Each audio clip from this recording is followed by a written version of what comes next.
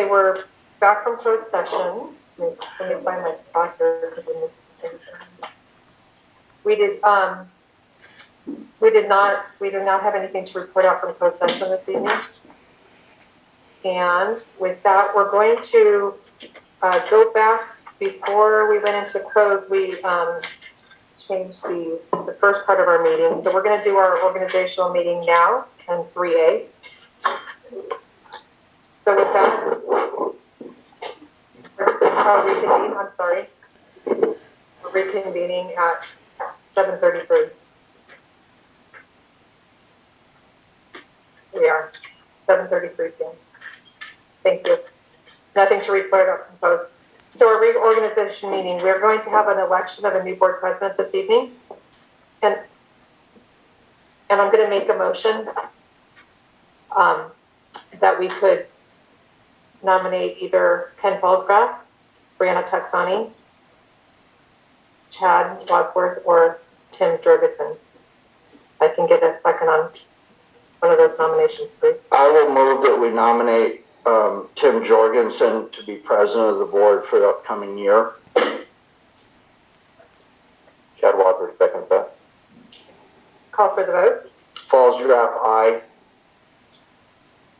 Brianna Texani, aye. Chad Wadsworth, aye. Tim Jorgensen, aye. Kelly Jensen, aye. That's a 5-0 vote. Next, we're going to elect a vice president. Madam President, move Chad Wadsworth for vice president. I'll second. Call for the vote. Falsgraf, aye. Brianna Texani, aye. Chad Wadsworth, aye. Kelly Jensen, aye. That's a 5-0 vote. Tim Jorgensen. Oh, sorry. Sorry, Steve, I know you missed it 5 minutes. 5-0 vote. Thank you. Election of board clerk. Can I get someone to make a motion, please? Chad Wadsworth moves Brianna Texani. I'll second that. We call for the vote. Falsgraf, aye. Brianna Texani, aye. Chad Wadsworth, aye. Tim Jorgensen, aye. Kelly Jensen, aye. That's a 5-0 vote. Thank you.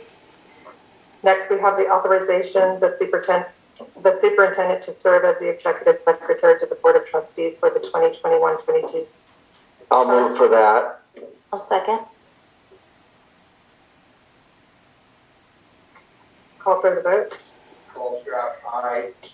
Brianna Texani, aye. Chad Wadsworth, aye. Tim Jorgensen, aye. Kelly Jensen, aye. That's a 5-0 vote.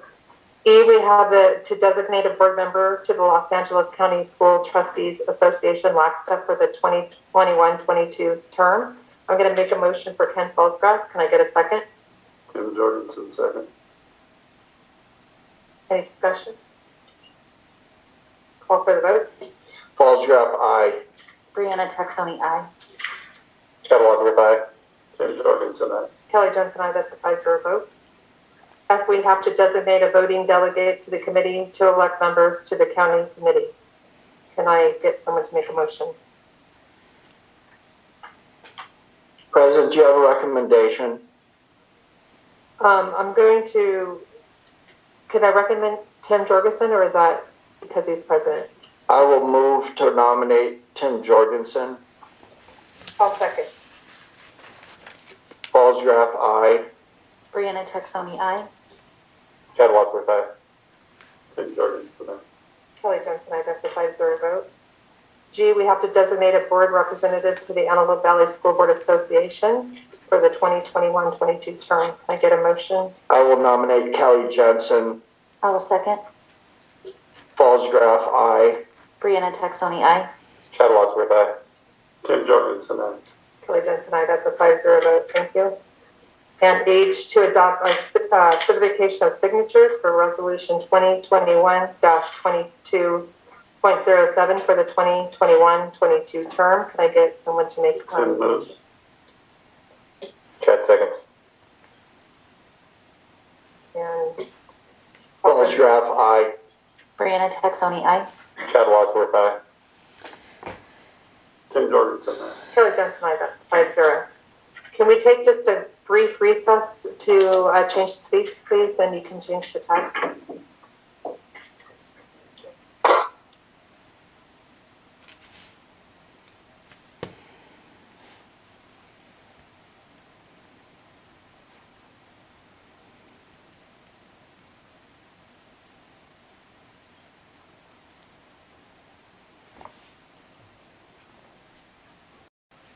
That they would like to make at this time. Start down with Ms. Gilbert.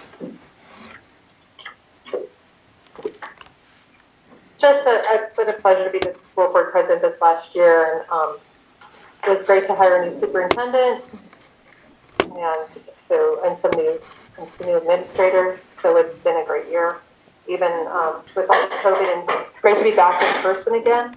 It's great to see people out there instead of just seeing your faces on the screen. And Tim, I think you're going to be a great president. So I look forward to seeing what you can do this year. So thank you. Thank you for your service. You know me. I joined the board, and for the next year and a half, it was a nightmare. These board meetings completely lacked any civility, complete disorganization, people debating, yelling at each other, mono presidencies. Only in the years where there was trouble would you see a change. Kelly, the night you joined the board, I know I've known you for such a long time. I know how much you hate the spotlight. But the night that happened was the night that this district got a strategic plan. And it was the first step that we've seen in administration actually focusing on supporting the teachers and the staff that build the futures of our children in this community. The things you have done have been very measurable. You'll engage when you need to, even me. You always fail, but nonetheless. Tim, I will say this about you. You care probably more about kids than anyone I have ever seen when it comes to them excelling as students, even to the point where you will challenge kids and say, you know what? Dude, you can't do this to yourself. You're hurting yourself. You're hurting your future. And I care about you enough to challenge you. And you don't glad hand kids. And if I had to count the number of kids that you've personally touched their life, I would need an abacus as tall as yourself. So, I have seen more advancements in the last year than I have ever seen in my service, including the time I sat out there for 5 years. I want to say, before you guys came along, before Dr. Eric came along, Larry King did so much to stabilize this district. You have to remember, who would decide to be the superintendent of a district that is being indicted by a district attorney, who is being investigated by the state auditor, and who routinely shows up on the front page of the Los Angeles Times as running some scam and some other type of thing. So Larry, you're out there. I applaud you for stabilizing this district and letting people know that they could be fragile, be themselves, and be valued as much or more as somebody in the outside world and some kid in San Bernardino that we were taking his money. I'm so glad that your educational focuses put Dr. Eric in that chair in your cabinet, because this board has finally been able to get this administration to focus on actually supporting our teachers and our staff out there. And I think the college coming along so quickly and all that thing. And I'll end this by saying it has been my pleasure to serve both of you by sitting down on the end and attracting the attention of the hyenas and flying monkeys so you guys could get a burst on actually supporting the teachers in this district. So one of you all please take on that role, because I'm practically out of jokes. Congratulations to both of you. I very much respect you. Your advancements will be the reason I will leave this board in the near future.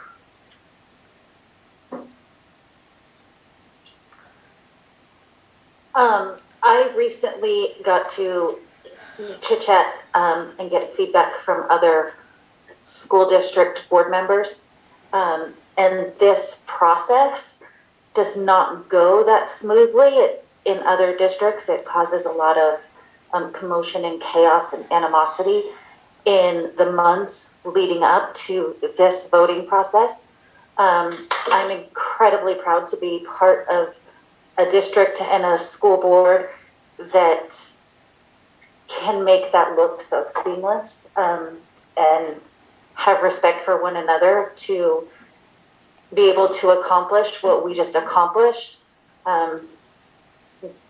This is my first time doing that. So kudos to each one of you and everybody in the past who have made that what it is today. I know that didn't happen overnight. So good job to everybody for being able to accomplish that feat and making it look so seamless and simple. That was really incredible to be a part of. Kelly, as a new board member and you being the president, you are a beautiful mentor. You're an incredible human being. I know how much you care about our schools, our staff, our students, and students as a whole and as an individual. You're just an incredible person to watch and to feed off of and to see the way that you think and the way that you move and see what motivates you. Thank you for being you. Thank you for being our president. And Tim, I'm excited to see where you lead us.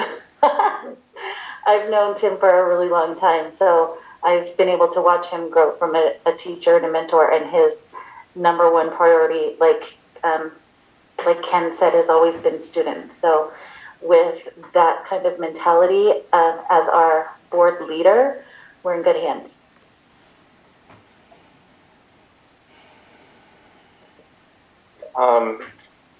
Having only been on the board for about a year now, it's I'd like to say that Kelly made me feel very welcome from day one when I came on.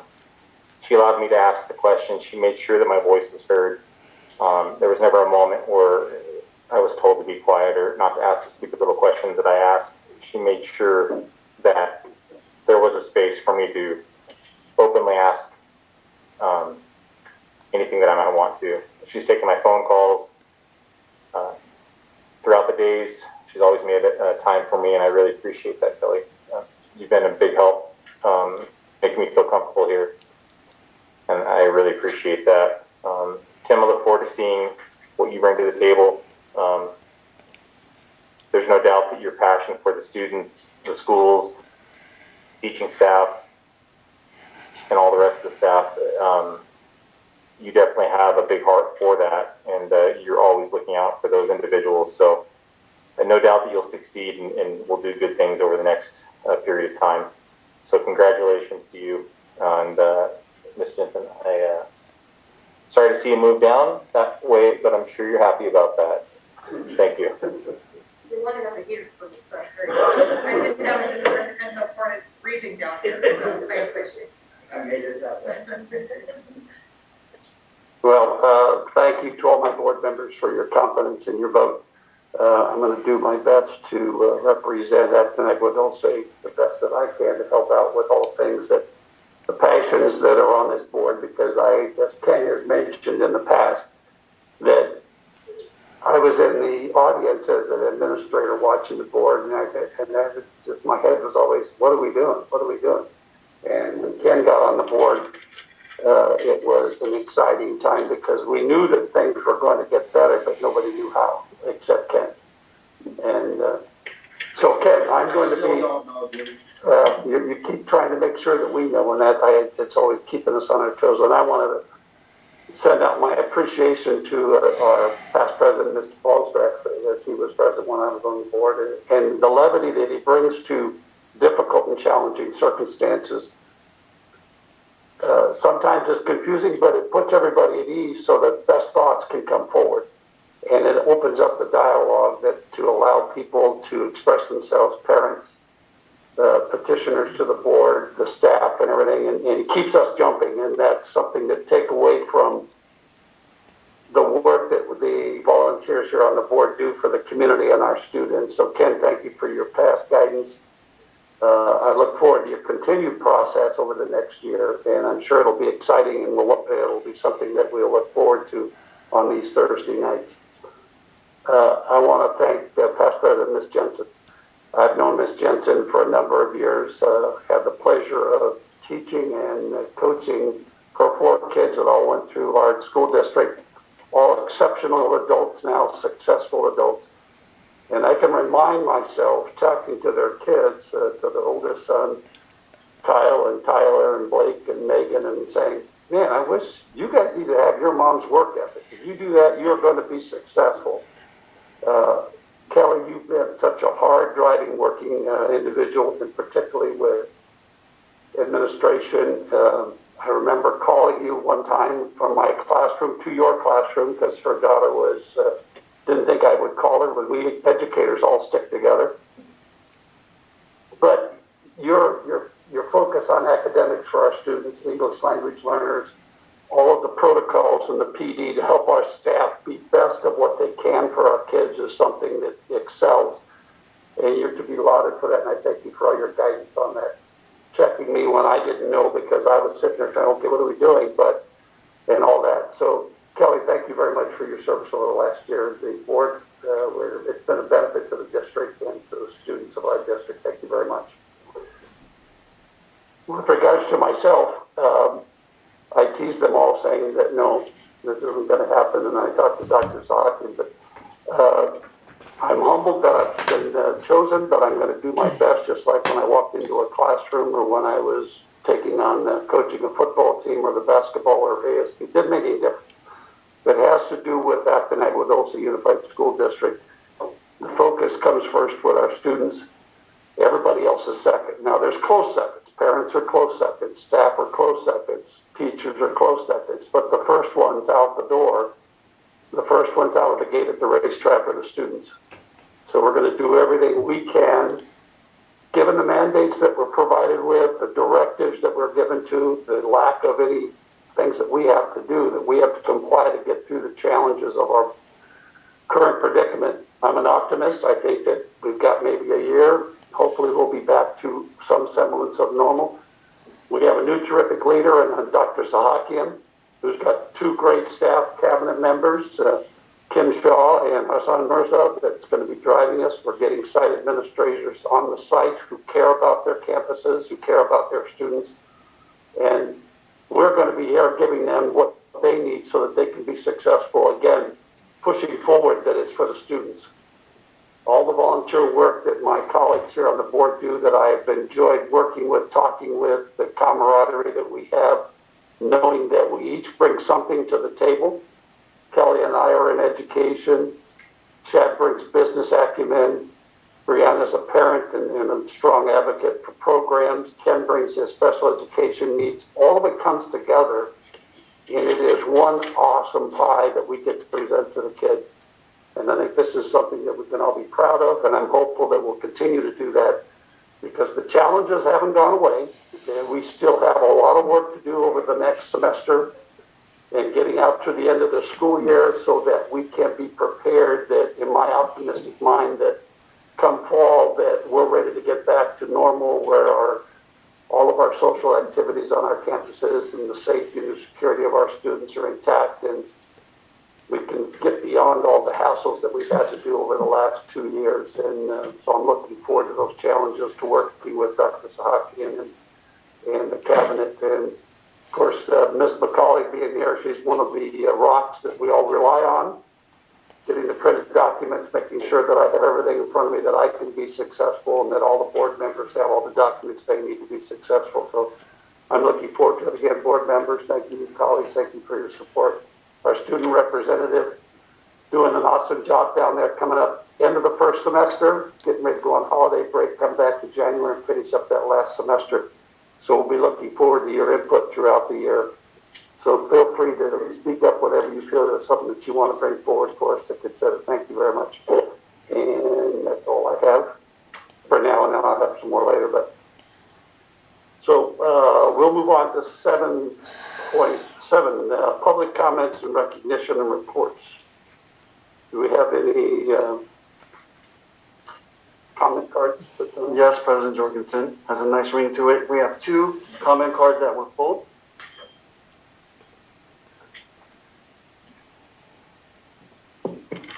Okay, as we're reading the comment cards, to speak to the board located on the exhibit which you have, that not more than 3 minutes are allotted for any one speaker and not more than 20 minutes on the same subject. This portion of the agenda is for comments and recognition reports to the board and is not intended to be a question and answer period. If you have questions for the board, please provide the board president, that'd be myself, with a written copy, and an administrator will provide answers specific to you at a later date. With that, I have Patty Lewendo. Oh, I'm going to take that back. Is that Dr. Patty Lewendo? I want to make sure I got that, so I MD on there. If you'll you have 3 minutes. State your name for the record, please, Doctor. Hi, yes, I'm Dr. Patty Lewenda. Thank you. Esteemed board members and staff, thank you so much for your dedication to our community. I acknowledge that COVID has caused much suffering. Please consider the following, however, with regard to the COVID shots, which have not been proven to reduce the spread. One of the many people who have become permanently disabled as a result of these shots is Maddie DeGaray, who was previously healthy and took part in the Pfizer trial at Cincinnati Children's Hospital at the age of 12. After being inoculated, she endured severe chest pain, abdominal pain, heavy menstrual periods, fainting with 20 or more fainting episodes per day at one point, and vision changes. At times, catheters were needed for her to be able to release waste from her bowels and bladder. She now has difficulty swallowing food and water and is paralyzed from the waist down. Thousands of brilliant minds are speaking out against these mandates, including now more than 15,000 doctors and scientists that signed the Rome Declaration as of October 29, 2021. See globalcovidsummit.org. Many are speaking out at great personal risk. Utilizing the site metalerts.org, which I accessed on December 7, 2021, which provides access to the VAERS database, I found that the number of deaths reported on the same day as a COVID inoculation, day 0, were 2,449. Deaths occurring the day after a COVID shot were 2,354. On day 2, there were 1,139 deaths. On day 3, there were 788 deaths. On day 4, there were 558 deaths. On day 5, there were 521 deaths. While correlation does not prove causation, if there were no correlation, you would not see significantly more deaths close to the time of the shots versus several days after the shots. Please note that this does not include longer-term risks, which are very significant as well. I also found that there were 8,651 disabilities that began on the same day as a COVID shot, day 0. 5,525 disabilities that began the day after the shot, day 1. 1,884 cases beginning on day 2, 1,283 beginning on day 3, 840 beginning on day 4, 645 cases beginning on day 5. Please also keep in mind that roughly 80% of the country has vaccine or natural immunity, and that the risk of death from COVID in children is about 2 in a million. The actual start date for the clinical trial for children was March 24, 2021. Primary completion date is June 18, 2024. It is way too early to see the ramifications of this. Thank you so much.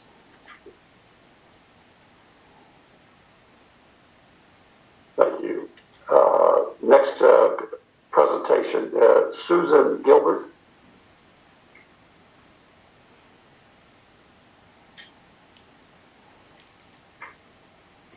Again, if you could state state your name for the record, please.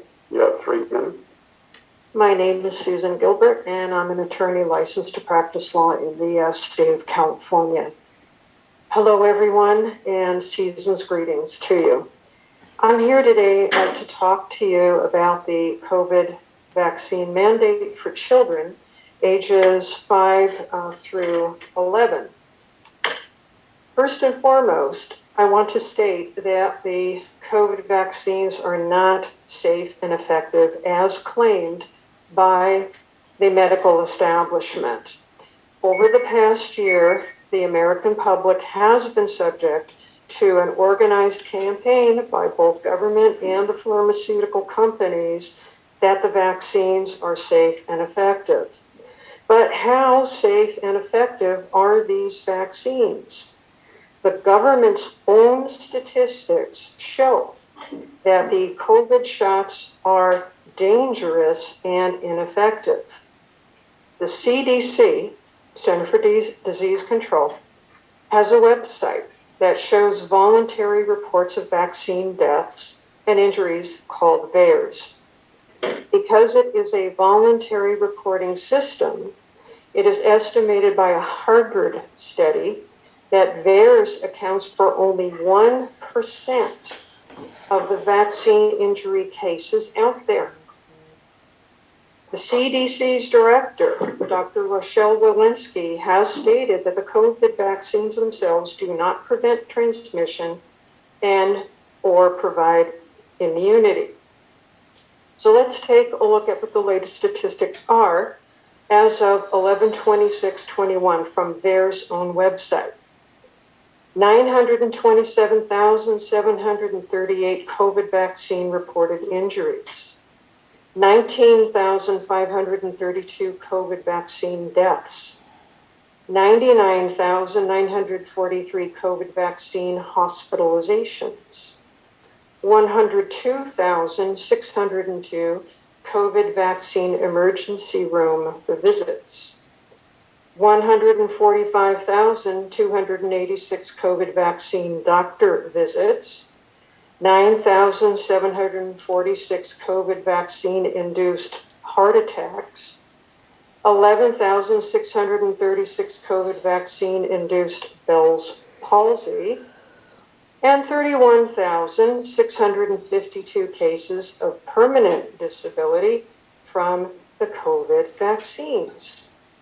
So these numbers from our own government show that the vaccines are not safe nor effective for anyone, let alone children. Also, ladies and gentlemen, please note the federal mandate by the Biden administration for these forced vaccinations has been halted temporarily by 3 federal courts, indicating the mandate is a constitutional violation and that the mandate is a one-size-fits-all sledgehammer to deal with the COVID issue. What effect these federal rulings have on our minutes have expired. Okay. Wrap up, please. All right, thank you very much, ladies and gentlemen. Thank you.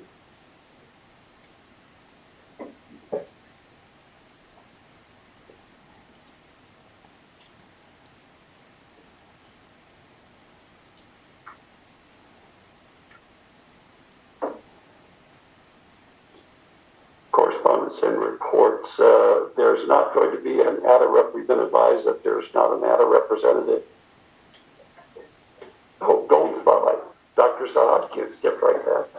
No worries, Mr. Jorgensen. Thank you. So this evening, for Golden Spotlight, I want to go ahead and recognize our next recipient for December 9th. The Los Angeles County Teachers of the Year is an honors competition to spotlight teaching excellence and exemplary professionalism in public education. The competition is the largest of its kind in the state and is part of the oldest and most prestigious honors contest in the U.S. for public school teachers. The Teacher of the Year program, which features an annual luncheon recognition each September for all participants, is designed to provide much-deserved recognition for teachers. Those selected by LACO as County Teachers of the Year, educators who have shown exemplary dedication, compelling classroom practices, positive accomplishments, and professional commitment. Serve as standard bearers for teaching profession and their 72,000 classroom colleagues countrywide. Our very own Ms. Nicole Chun was recognized and honored as a Teacher of the Year semi-finalist on September 24th. Congratulations, Ms. Chun. Ms. Chun has graciously served our district since 2000 as a long-term sub for 9 through 12 SDC. She then taught grades 1st, 2nd, 4th, 5th, 6th, and SDC. Nicole serves and continues to serve on many district-led committees. She has advised the coding club and the knitting club. In addition, she is a Google certified trainer, leading edge professional learning leader. Not sure how she finds all this time, but that's Nicole Chun. She serves as a Seesaw ambassador, an edgy visionary, and serves on the CUE LA Board of Directors, CUE Computer Using Educators. Nicole has a very creative side. She loves flare pens, UDL, Universal Design for Learning, exciting science labs, and play-based learning. Congratulations, Nicole. Thank you for all that you do for student achievement. Congratulations on behalf of our district.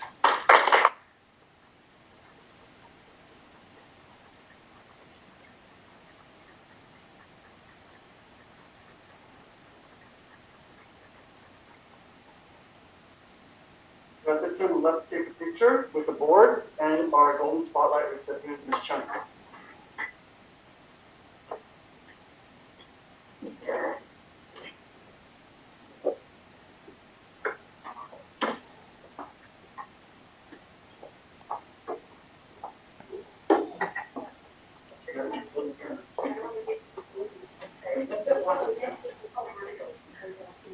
You're in this sector.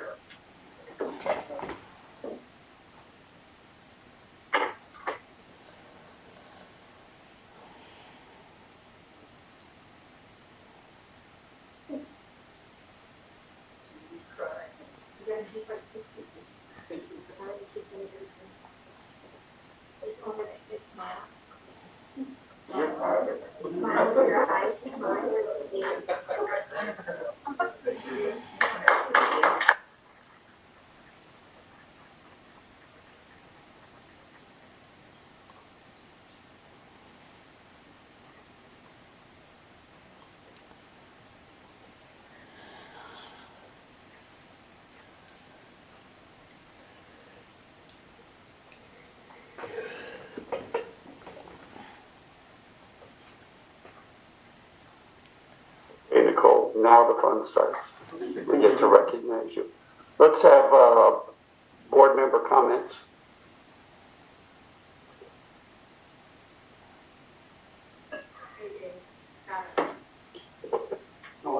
No, we're doing comments on Nicole. Oh, gotcha, I'm sorry.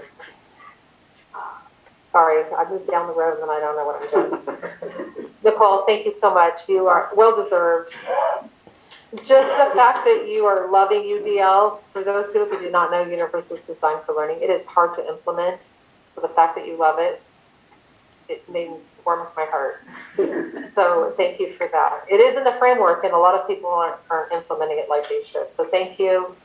You're well-deserved, and I know you hate to be the golden spotlight. You are just someone that likes to work behind the scenes, and so I know that you're dreading this moment of being recognized, but here you are, and we, from the bottom of my heart, appreciate all that you do, helping our teachers, all the stuff that you're doing, especially during all this COVID and all the online learning that's been going on, and helping our students that are learning from home currently, and just coaching our teachers, and just really always thinking outside of the box. You made a comment to me like, oh gosh, when I went into your class, you mean, oh my gosh, what did I think? I thought it was fabulous because I could see how engaged your students were. So thank you for all you do, and well-deserved, and thank you for representing our district so well. So thank you. Party time.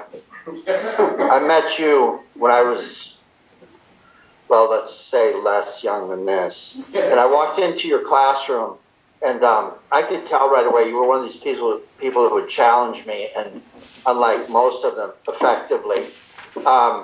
You were talking about things back then. I was in the middle of probably the high point of my career analyzing tree populations, and that was about taking data associated to a point and then looking at a broad picture. And I could tell that you were teaching kids concepts like this. And I look at kids, and you have to realize kids can be really freaked out and afraid of things, and they don't know what excellence is until they're subjected to it every day.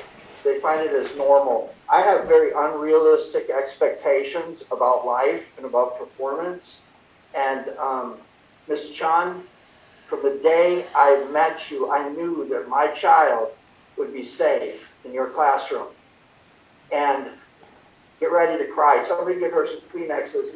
Kendra now goes to UCLA. She has 7 degrees walking in there. She is headed to law school. You've been so kind to her. And on the other end of the scale, my other daughter, Tammy, is the least cognitive child in this district, and you have been so patient with her, along with your colleagues. You, lady, have impacted my family in a way you will never know until Jesus Christ himself tells you. Next. Sorry about the religious thing. If I offended you, get in line.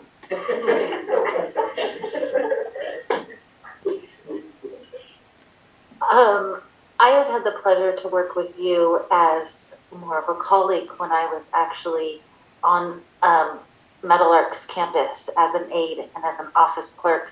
I got to see the day-to-day way that you interacted with students, and the way that you care so passionately, both in the classroom and out of the classroom. You impressed me then, you impressed me now, you impressed me when Olivia got to go into your classroom and learn coding. You're incredible, and it shows up on the screen. You are an incredible person, an incredible teacher, and this is so well deserved. So thank you for having the passion that you have and for doing what you do every single day. Hi, Nicole. I don't know you very well, but what I will say is anyone that ever speaks of you at the highest level every time I hear your name. So with that, I want to congratulate you. You are a very big part of this district. People love you, and you have a lot of support from this board and a lot of the administrators. So continue to keep up the good work, and thank you for being here. Well, as I learned from the intro, you joined the district the same year I did, back in 2000. Though you were at the elementary school and I was at the high school. It wasn't until we started working together on an association that I think we finally met. We met in the old room over at Aadusd School, elementary school. And I picked up on, you have as much fun in your classroom as I did in mine. That the joy that I had, all the challenges and the things that come with mixing with kids year after year, and different kids each semester or every year, it still was a challenge and something that you were very, very good at. And it's something I know you enjoyed as much as I enjoyed doing. And so I compliment you. I know that that's just well thought and well done on your part. It wasn't until later on that, as we were working on the other stuff, that I was aware of your technology wizardry, because you're very good at technology and PD. And we're hearing over the last couple of years your active involvement with professional development for all of our staff and certificate to help them be better at what they do. And when you have it in your heart as much as you do, it knows it's coming from a good source, and that's just kudos to you, and it's an absolute benefit for us as a district. Nicole, the recognition that you got for Teacher of the Year, and the county missed out, and the state missed out when they didn't choose you, because we got you here in our district. And all the best to you, and keep up the good work, because we certainly appreciate it. Thank you. Kim, may I? Yeah, good. Gail? Yes, sir. I am so glad to see you here routinely now. On behalf of, I think, everyone, thank you for the work you have done for some of the most fragile students in this district. Well, I'm here to support Nicole, and I know that, we did that already. I need to fill out a yellow card, but I just want to say this is her second time to speak Teacher of the Year for our district. I don't know whether people realize that. And yes, you're right in regards to your comments about Tammy and Mrs. Csba. She did that.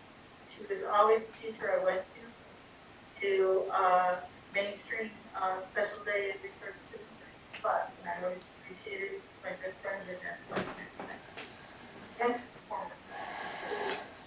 tell you, it's just hold So, Gail, as I was saying before, I was so rudely interrupted. Thank you. Gail, this is about you. Gail, thank you for your years and years of service to this district. The fact that you would go to Ms. Chun to place your children and give them an opportunity at real life speaks to you. Thank you.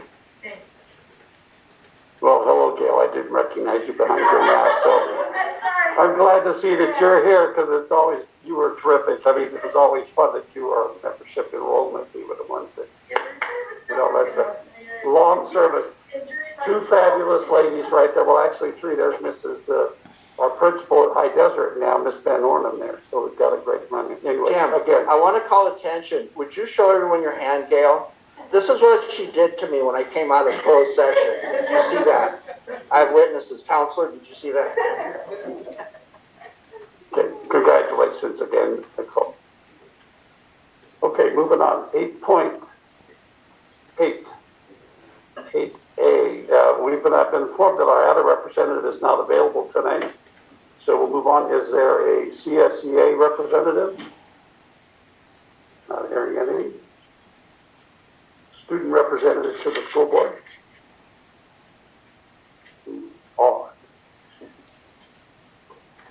On. So just first off, I would just like to apologize for me being late. I'm going to be completely honest. My schedule changed and I got wrapped up in school and just kind of it pushed it out of mind. But I don't think the school board is upset that you're focusing on school.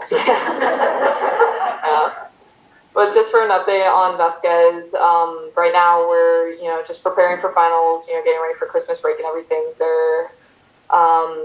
I know upcoming we have a winter talent show, I believe, on the 19th, which I'll invite to come to. It's a fundraiser.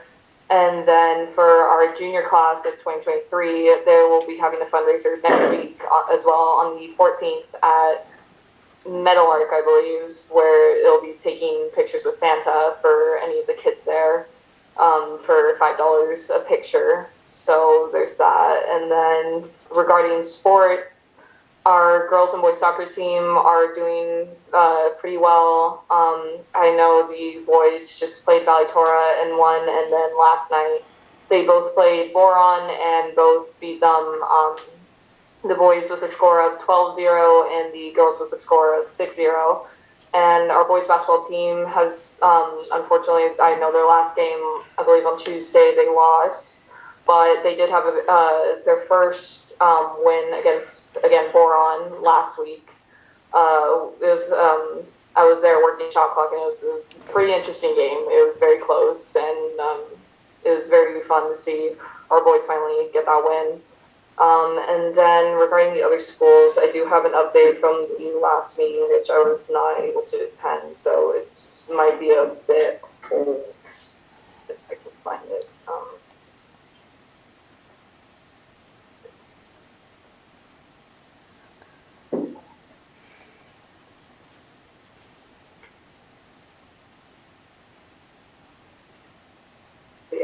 Regarding High Desert, they had a successful grand opening weekend with the CTE lab, and then they focused, because it was veterans, this was a while ago, they focused on Veterans Weekend, or just the veterans because Veterans Day, and their selfless sacrifice through the Medal of Honor character development program.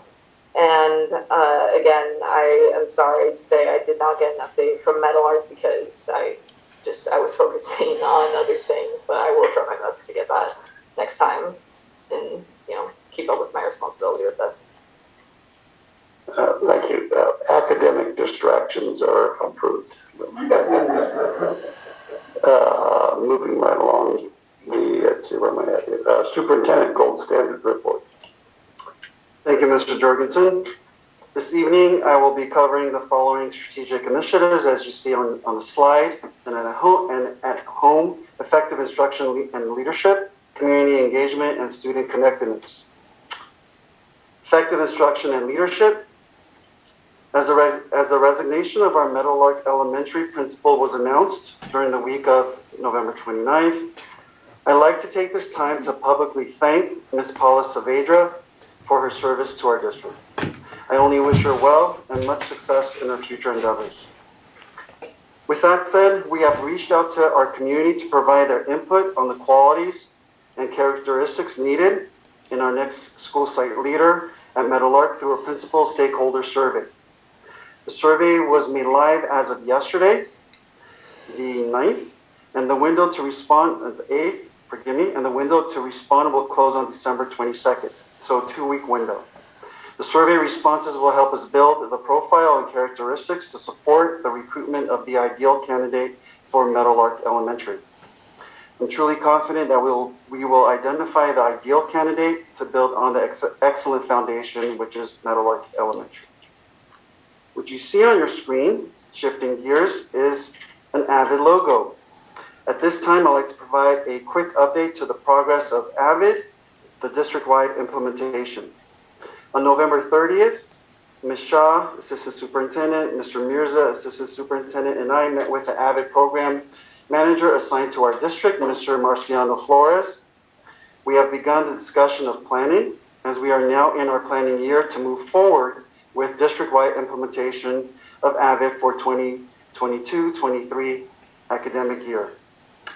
For instance, professional learning opportunities will be provided to the specific site AVID teams at Meadowlark, High Desert, Vasquez in the upcoming spring semester as part of the planning, along with a summer institute for professional development with AVID. We are eager to take AVID, an in-school academic support program, district-wide. Thank you to our school board for their support behind this innovative program for all students of our district.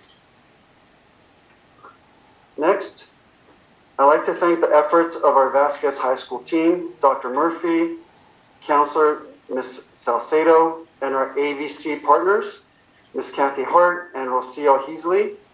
We have a robust pool of students who have applied for the first AVC, Antelope Valley College class offering, to kick off at Vasquez High School on January 10th, the start of the AVC semester. We are thrilled to have put this together quickly so that our current Vasquez students have an opportunity to access an AVC course during this current academic calendar. Our first dual enrollment offering, as you can see on the screen, examines stress and stressors from a health and wellness perspective.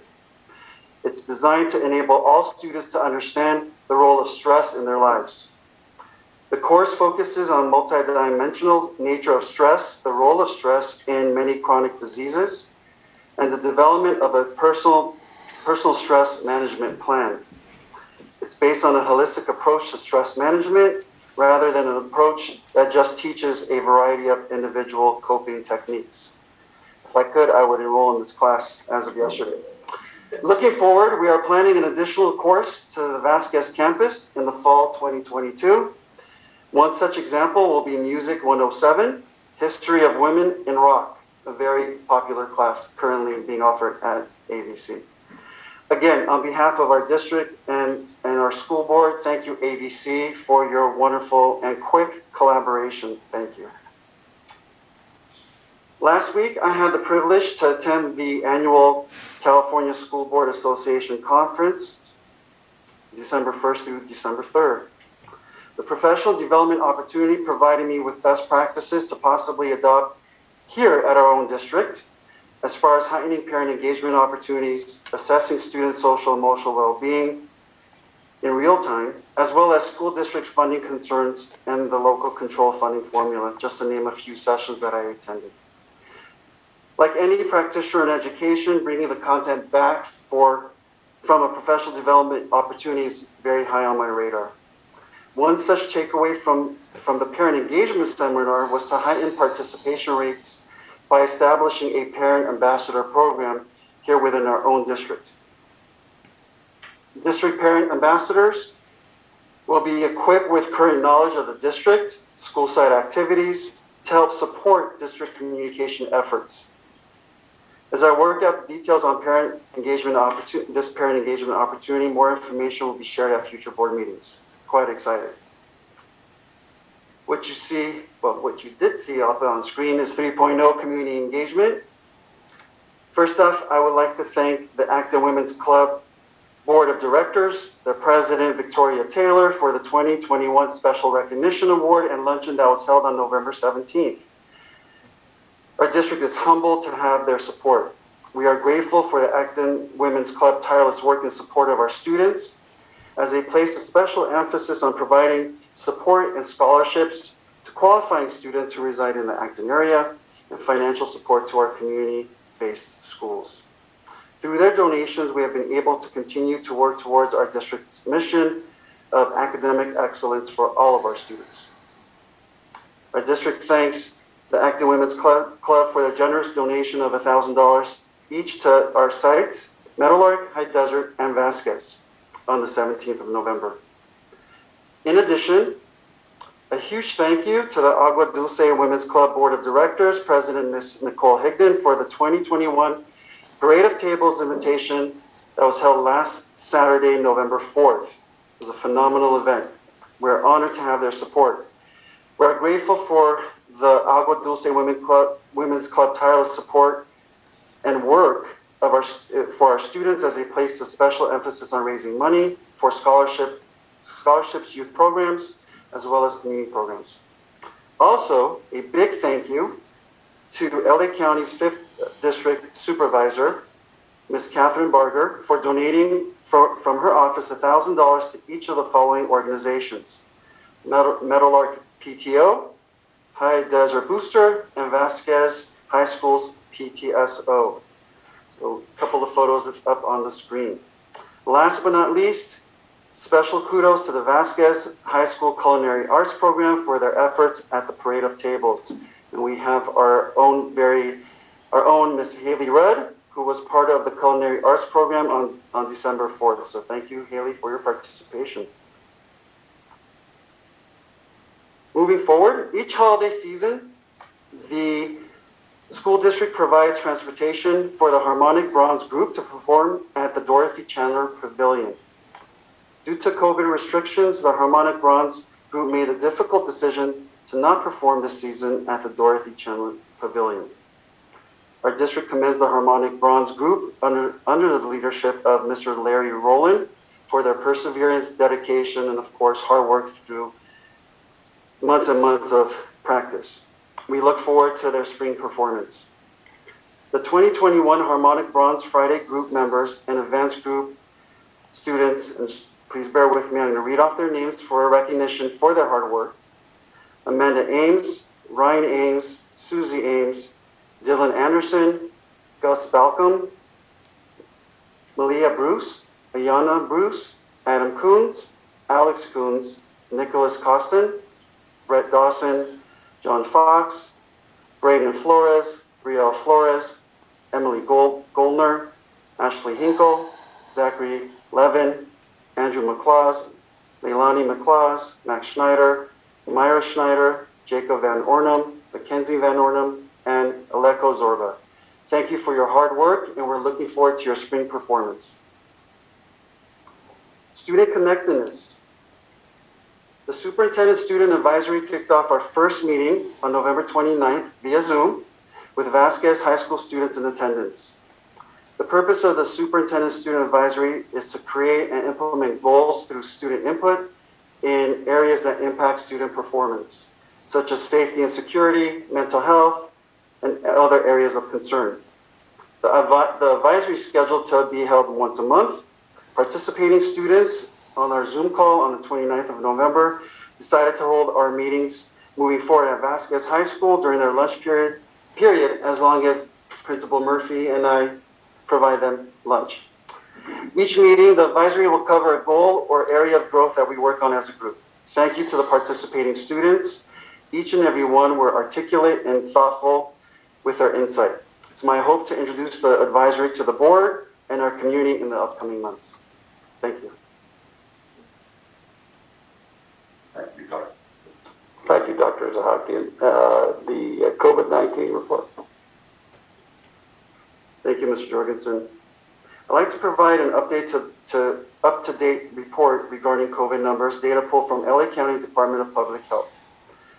941 new cases as reported to LA County Department of Public Health for December 7th, as compared to 1,173 new cases for November 7th, as reported at that last board meeting. The testing positivity rate, the 7-day average for the week of November 30th, is at 1.24% as compared to the week of October 31st, which came in at 0.99. Once again, I'd like to remind our families, please, the importance of self-check at home prior to students arriving on campus. Look for symptoms such as cough, fever, shortness of breath. If you believe your child has any one of these symptoms that they're experiencing, please call the school site for additional guidance. In addition, we genuinely understand that some in our community are concerned about the governor's proposed mandate on October 1st requiring students attending in-person instruction be vaccinated against COVID-19 starting the term following a full FDA approval of the vaccine. To note, the mandate for students to be vaccinated is not yet in effect. The mandate has an anticipated date of July 1st, 2022. Again, this is an anticipated date. While we didn't create the mandate, our job is to implement and keep everyone safe. School districts are currently being told that exemptions will be available for families who do not wish to have their children vaccinated. It's anticipated these exemptions will include medical, religious, and personal beliefs. If an exemption waiver is submitted, the student can attend school in person. We will continue keeping our families and our community up to date as new information comes through. Thank you. This concludes my COVID report for this evening. Thank you, Dr. Zahakian. We'll go to 9 board comments. Start with Ms. Jensen. Kelly?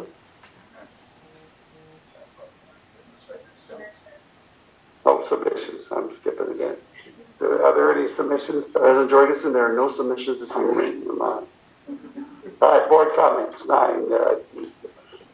Start with Ms. Jensen. I just have a few comments. First of all, I'd like to congratulate Nicole Chen once again for all that she does for our district. Few things. I was able to attend the Meadowlark Awards, our student awards, last Friday. I'd like to thank Paula Sabeda for all her hard work and all that she's done. And it was a great little event, so recognizing our students. I'd like to wish Paula Sabeda the best of luck in her new endeavors, and thank you for your service here in our serving as principal for Meadowlark Elementary. I'd like to thank both the Acton and the Agua Dulce Women's Club. Saturday was a great event as well, the parade of tables. All of our schools were represented with different tables, and I'd like to thank Yolanda for doing one for the district office. There's a lot of hard work that goes into that in planning, so it was great. We also had our ASMO also had a table, and they won for the best decorated table, or tied. So that was great to see. Had some of Mr. Polk's guitars and other great things on the table. It was lovely, and they even dressed. They even dressed up for their table, so that was great to see. It was great to see all culinary students serving everyone, and the food was terrific. So thanks everyone for that. Also, just going out to the Harmonic Bronze for all their hard work and their practice, and it's sad that they won't be at the Dorothy Chandler this year. And for me personally and for my family, we always get to see them at the Crush Festival every year in Lancaster, and that stopped after COVID. So that was always a family tradition for us. So personally, I really will miss that this holiday season, but I just, my respect for the students that they kept practicing even though they didn't know if they were going to be performing. And so all the hard work that goes into that, and to our teacher that does such a great job. So just talented group.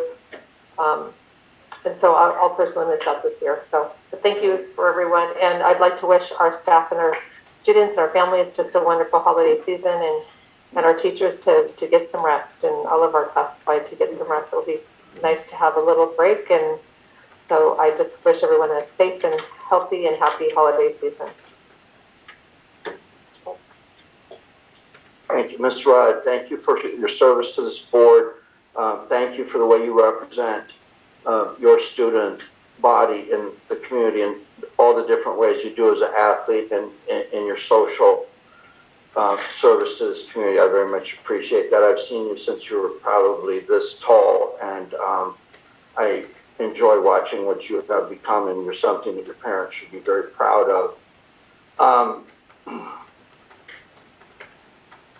To all the, I don't want to dance all over everybody else's thank yous, but to the community groups that support our students through your donations and festivities that go along with it. This is what builds community, and this is what keeps kids in our district. I was looking forward to talking about this news coverage about the school district and the Mint contract. I've been waiting to talk about this since October 17th, 2016. October 17th, 2016. Write that date down. Let's see who's Inspector Gadget on that one. But another month isn't going to kill me. I've been waiting a very long time for this day to come to discuss that. Now, I'm getting old and I can't remember things. I can't remember if I've talked about this before or not. This is for everyone in the entire world except Dr. Luanda and Counselor Gilbert. This has nothing to do with you two, just remember that. Sometimes the state sends down mandates. Mandates to me don't mean law. I think any lawyer knows that you don't spell my name like the first tort case in the United States. So don't look at me as a legal rep. You had to know that one to pass the bar, right? So anyway, but I do play a little bit in this stuff, including every Monday night right now. But a mandate is not a law, okay? And superintendents, when they're given a direction by the state and the county, it's not their role to fly things up the flagpole and say, I'm not going to be compliant with this or whatever it is in any matter. I'm not even talking about COVID at all. But they're mandated to put something on the agenda, right? So when the superintendent is told, put this on the agenda, he'll put it on the agenda. And when it's on the agenda, the board president will read it. That does not make them your enemy. But what happens after that is very important. Every thing that we brought up tonight was moved in. Can anybody tell me what, this is a rhetorical question, happens if nobody moves the item in? And if someone is silly enough to move it in, and nobody seconds it, guess what? It dies on the vine. And then what happens is after every 2 weeks, this continues to happen until someone who's up here giving these mandates walks in that door and stands there and arrests me and puts me in handcuffs and threatens this district in front of the entire community to withdraw the funding that is meant to educate our students because we will not discuss what's happening. Am I pretty clear here? I hope so. With that said, Brianna, you are the clerk. The first time I was a clerk, I was taxed with signing documents that were to approve projects that were not DSA approved. That's why the school is not open. I refused to sign them. Guess what happened? Vladimir's, the impaler's fence came down and we got things in order, and thank you, Larry King. And also, in case you're out there, Lynn David, I so appreciate everything that you did to keep this district solvent and to make sure that we had money to pay the bills that were being racked up against us in courts all over the state of California. Thank you very much, because without your conservatism, and professionalism, we would not be here today. I think our finance administrator would be the first to say that. But your name will have to go on everything that comes across this desk. You have probably the most important job you have, will sign things. Chad, you are a year away from becoming the president's board. The things that you've talked about in terms of giving every kid in this district, not just a select few, but all kids an opportunity to achieve.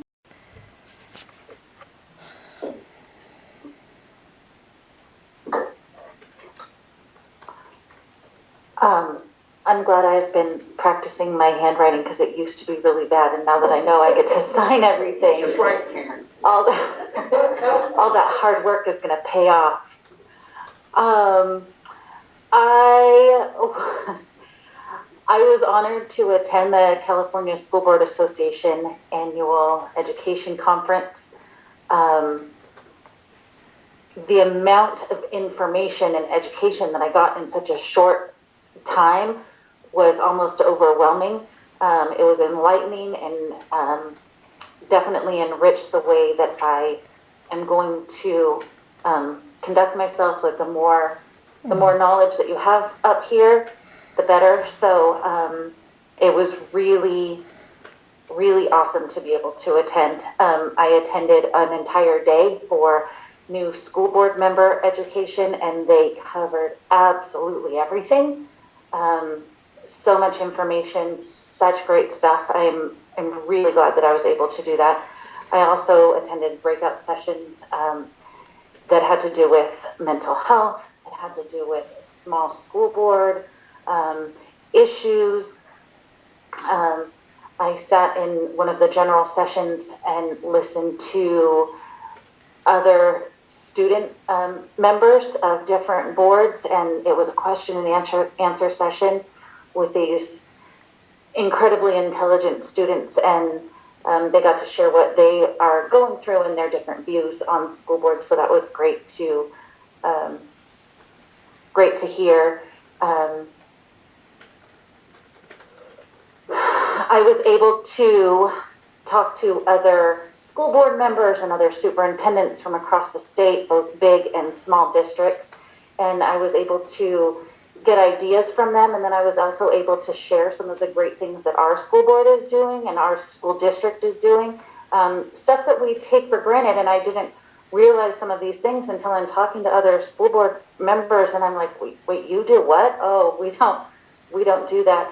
Or you do what? I'm like, oh, we do this. And I was able to brag about our little tiny school district, and it felt really good when somebody would say, oh, where's Acton on Littlesea? And then I was able to, first of all, tell them that we're, on the freeway where the McDonald's with the water tower is, and then tell them these great things that that are going on in our district. So it was really enlightening to be able to brag on our district a lot. Speaking of bragging on our district, I always like to brag on an employee or a group of employees. Today I would like to honor our cafeteria staff. During COVID, I would watch them. I worked at High Desert, and that's where their kind of hub was, where their drive-through.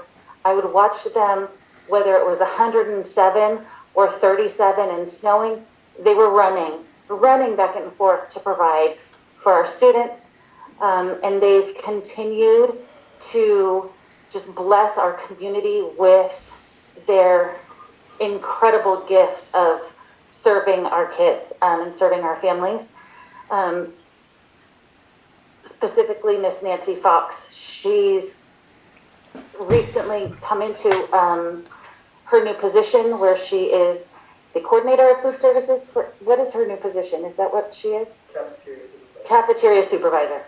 And I know when she inherited that position, she had half staff. Half a staff, same job, she still had to feed that many kids. It doesn't matter how many staff members she has. So I know, and I've heard from several different people on her staff that she just jumps in wherever she's needed, even though she's the supervisor. She will jump in and do dishes. She'll jump in and make the food. She will run back and forth. And I'm talking literally running. And she's incredible. So I just wanted to give kudos to the cafeteria staff and to Miss Nancy Fox. They're doing amazing things. I was able to attend the Acton Women's Club Luncheon, and I was not able to attend the Aadusd Women's Club Parade of Tables, but I did see pictures. Both absolutely incredible events, and amazing women that are just enriching our communities and giving back to our schools. And I just wanted to send a heartfelt thank you to both clubs for thinking of our students, thinking of our schools, inviting us to your events and giving back to our schools. We really, really appreciate it. I started making notes during your gold standard report, Dr. Sahakian, and if I said what I thought about every single thing you're doing, we would be here all night, so I won't. But AVID, the ABC dual enrollment, I really believe that we have been in this spiral where we lose some ADA, so we lose some programs, and we lose ADA because we lost the program, so we lose more ADA, and we were going down like this. In such a few short months, you've been able to take our walking down the step ladder, and we've gone up, and we've gone up. And your programs that you're bringing in are going to bring us enrollment, which are going to bring us more programs, and so we are on our way up, and huge thank you to you. That is, I can't tell you how excited I am about these programs that are starting now and starting next year, and we're working our way up that step ladder. So thank you. And every other thing that I would have to say on your gold standard report is all huge thumbs up to you, to our students, to our staff. That's it. There's great things in our future. That's it. I'm done. I know that was a lot. Ken, I think you met your match. With Brianna. Yep. At any rate, and Ms. Raj, thank you for being here. I know you have a very busy schedule, and we all appreciate you taking the time to update us as to what's going on. I, too, was able to join the Csba Conference down in San Diego Thursday and Friday of last week. It was very informative. Some of the classes that I took were Fiscal Outlooks for 2022, marketing for our district, leadership and governance, critical issues facing small districts. My favorite one was New Time Calls for New Tools, which was basically about the digital era in which we're living in, and I'll get to that more in a minute. My least favorite was masking and vaccination laws. Both of these people looked at me crazy when I said I was going to go to that seminar, but I sat through it for an hour and I wasn't impressed. Let's talk about new tools and what we can do better in our classrooms. I've been kind of beating this drum since February. I'm going on almost a year now about having cameras in our classrooms so that our kids that are forced to stay home because they were exposed to COVID. My personal kid has missed 30 days of class, 30 days of classroom instruction because the state of California does not require us to do distance learning anymore, is what I'm told. So I ask you, what is the harm in putting a $50 or $100 camera in a classroom facing the front of the class where the teacher's walking back and forth and using his or her digital book to teach with some audio playing so that those kids that are forced to be home because they all tested negative, except for one or two, can actually learn and have some positive instruction from their teachers.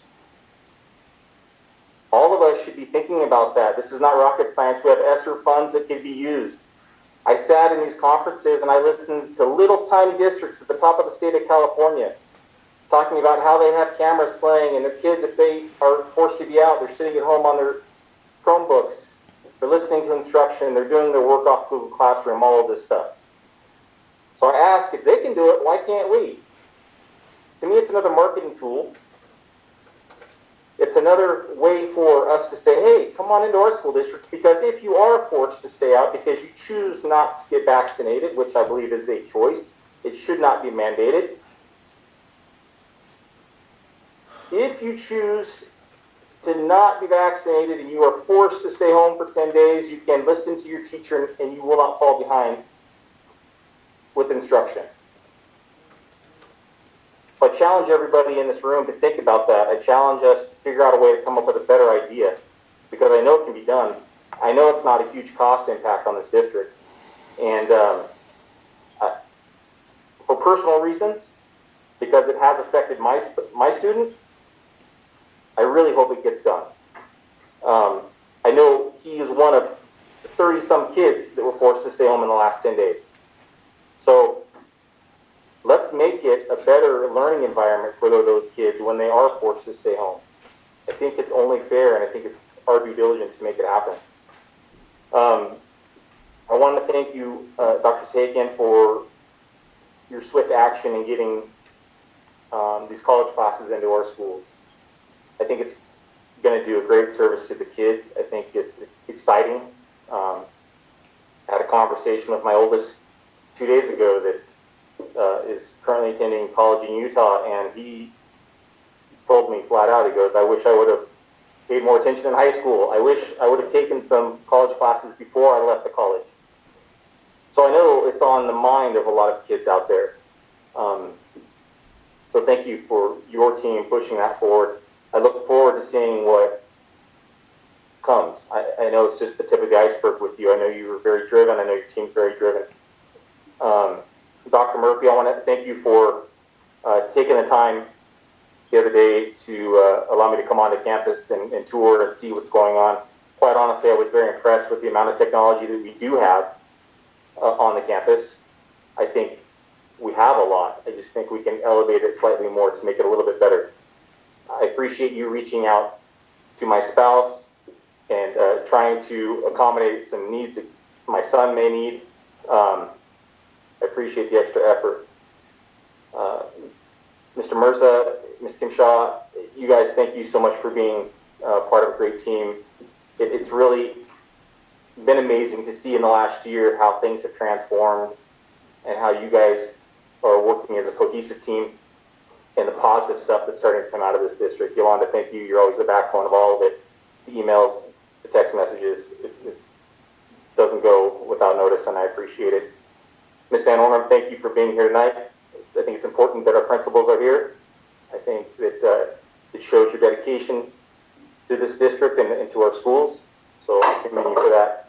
And lastly, Nicole Chung, congratulations again. Very well deserved. And hopefully next year, maybe we can get you to be the Teacher of the Year at the CSBA Award. How fun would that be?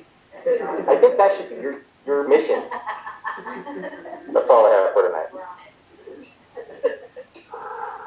Oh, boy, now I know what you're talking about, Kelly, when all the comments today.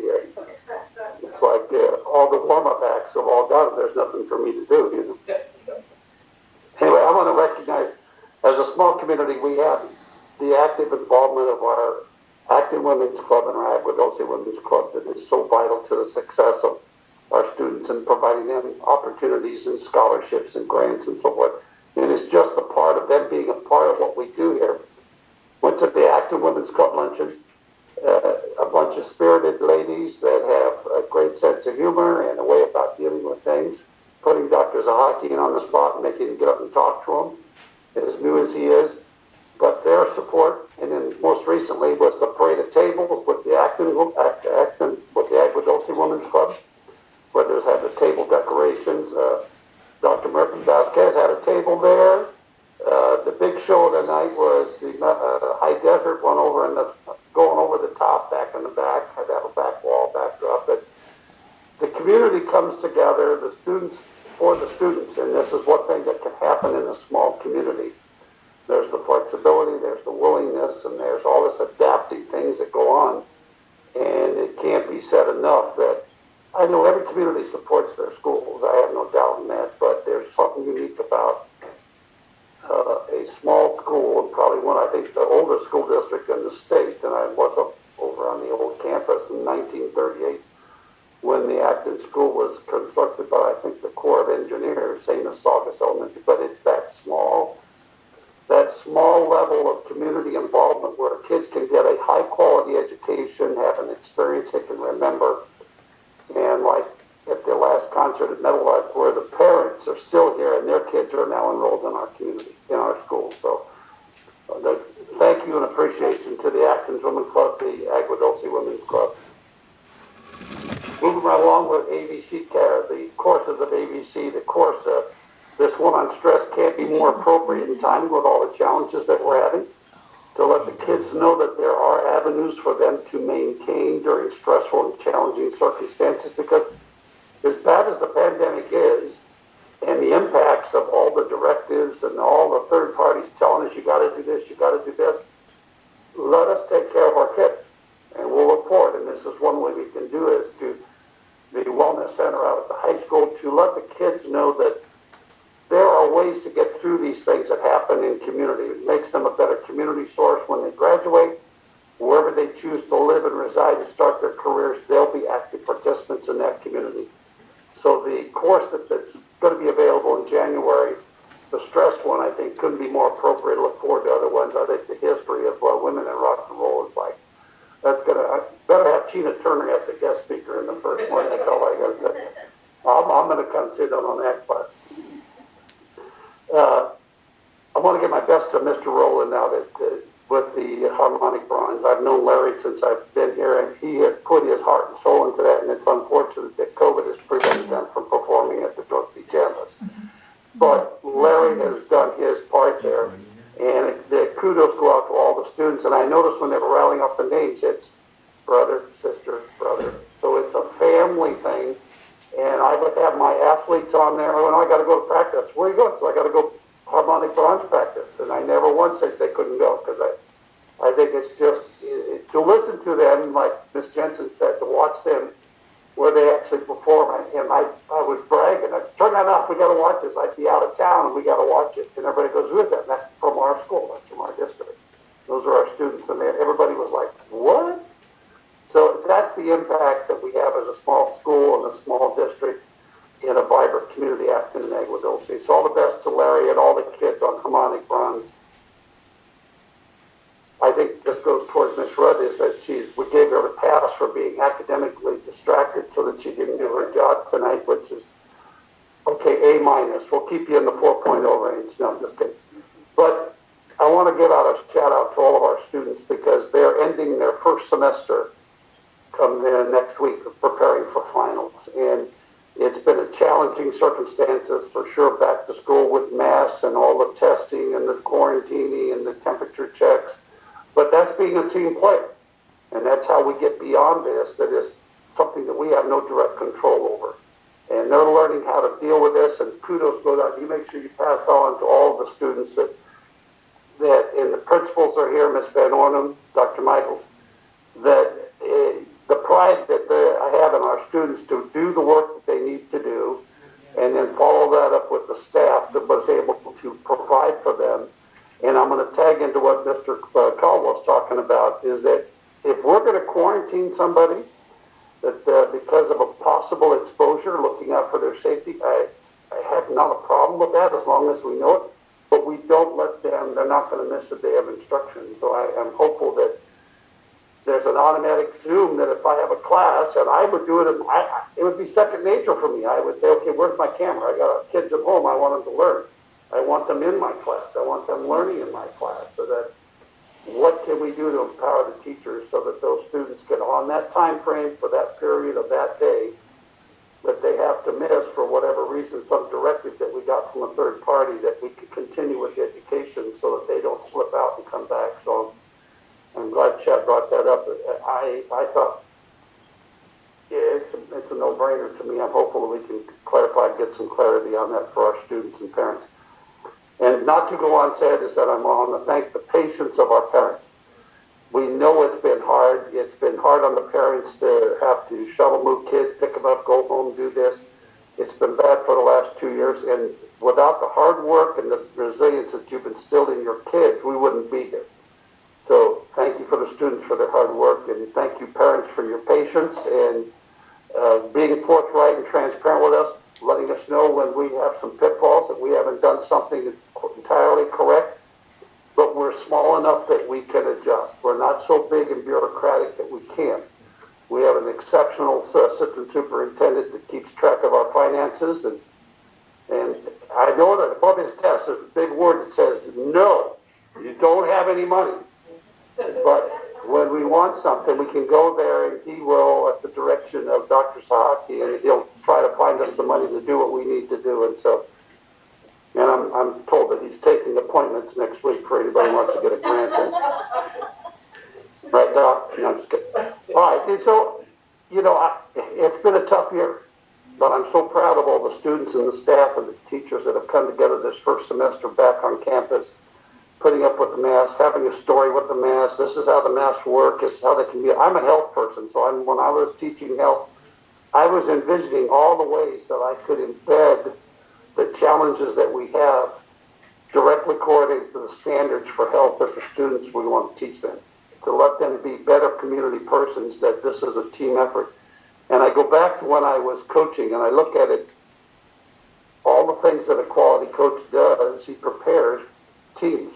Offense, defense, starting, second string, whatever. And the team doesn't win unless everybody participates, unless everybody gets on the same game plan. And so I look at the end of this first semester as our halftime. Okay, we've got the holiday. We want our students and families to get together, enjoy safely their travels, do everything with their families, and know that we still have 2 quarters left in this year.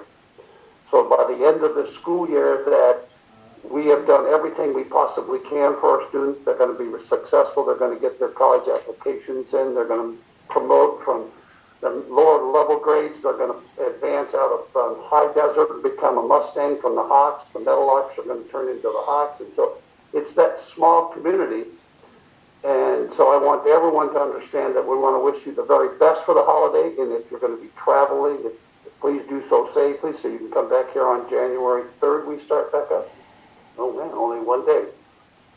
Okay, so anyway, all the best to everybody for the holidays, family, parents, teachers, everybody. Get some rest, because we're coming back and the second half starts on January 3rd. That's all I have tonight. All right, moving on to number 10, the consent agenda. The consent agenda is items A, B, C, and D. A is the minutes from the regular board meeting from 11/10/2021. C, board register. D, California University of Northridge CSUN clinical practicum agreement. A, B, C, and D. Do I have a motion to consider the consent agenda? Chad moves. Chad moves. Is there a second? No second, so we'll go back to the approval of the... Well, go ahead. I'll second it. I have 2 items to pull. I don't think we need to vote separately, but I have a couple of questions. Somebody get a copy of the warrant register, please. Okay, so discussion. You can pull it up on the screen, please. Just pull it up. Let's go to page 8 and 9.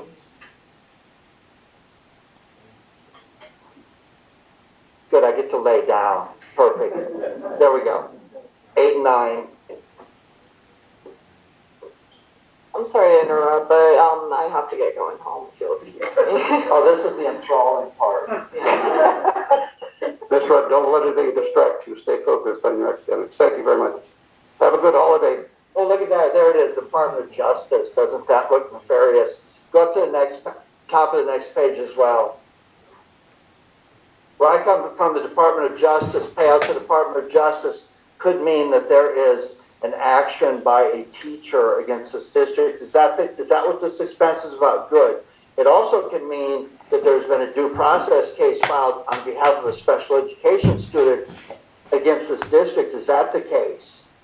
No, I don't believe. Perfect. So the only thing left is that this is onboarding employees by putting them through a federal, whatever, dragnet to find out that they are safe to teach the kids in our district. So we're just not onboarding anything Department of Justice. Now we'll go through the next 15 pages and we will see that there are numerous in lieu of payments to charters.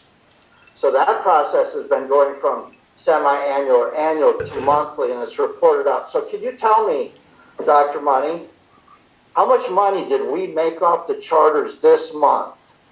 We would have to go to the charter and loop payouts, and then separate the oversight. But I'm talking about how much profit did we make off some poor kid in San Bernardino?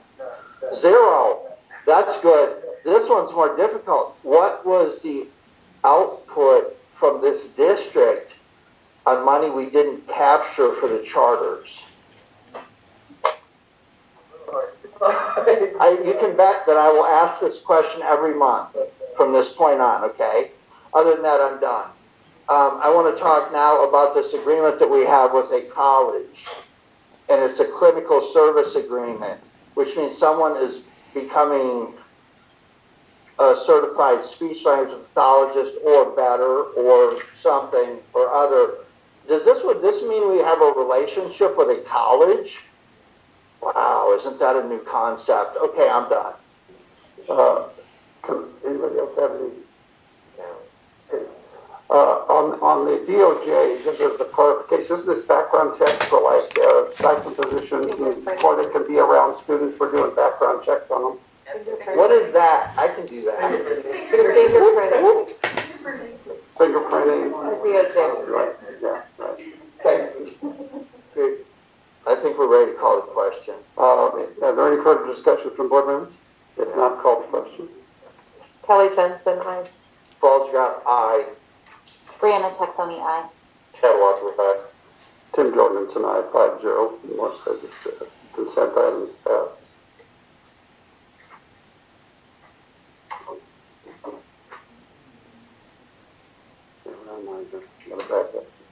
There we go. Personnel action report. I will move this in. I have a comment. I'll second. And Kelly? President Jorgensen, I just want to share with the board that we do have an amendment to the PAR report. We hired a SPED teacher for Meadowlark Elementary, and there was a resignation of an instructional aide at Vasquez. Thank you. Board member discussion. Have we held up any of the positions that we're actively recruiting for? Do you have any to report that any of those positions have less significance than others, or you have delayed bringing people on or searching for people? Have any of those recruitments stopped? Or is this district actively recruiting for all the positions on the list? There's consistently active recruitment taking place by our HR department, which is spearheaded by Ms. Shaw. They're in constant interviews and recruitment and casting the net really wide to recruit the best candidates for our district, both classified and certificated vacancies. I hate to do this, sorry, not sorry. Dr. Money, are you encouraging your peers to age these positions, to put money in the budget, so in other words, we don't hire people on purpose and we put the money to make up for the charter revenue we're not taking anymore? Would that be good? Thank you, I'm done. Any further discussion from board? If not, call the question. Kelly Jensen, aye. Ballsgraf, aye. Brianna Texoni, aye. Chad Wadsworth, aye. Tim Jorgensen, aye, 5-0.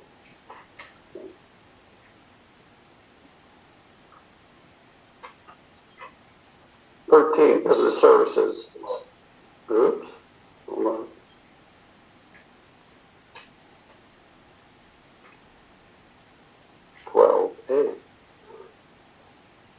Aludo licensing and servicing quote. I'll move this in. Kelly moves. Chad second. Dr. Cochran. Thank you, Mr. Jorgensen.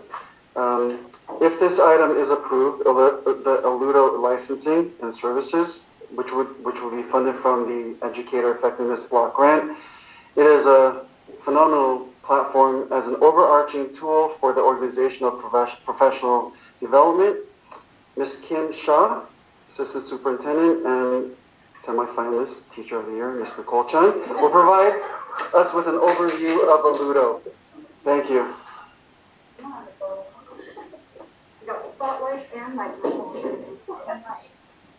Yeah, as long as you guys ever know, just leave it like right now. So Nicole, you don't have to say anything about Teacher of the Year in your introduction.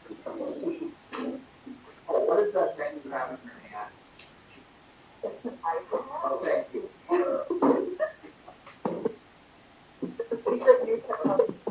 There, it's on. Just wasn't close enough.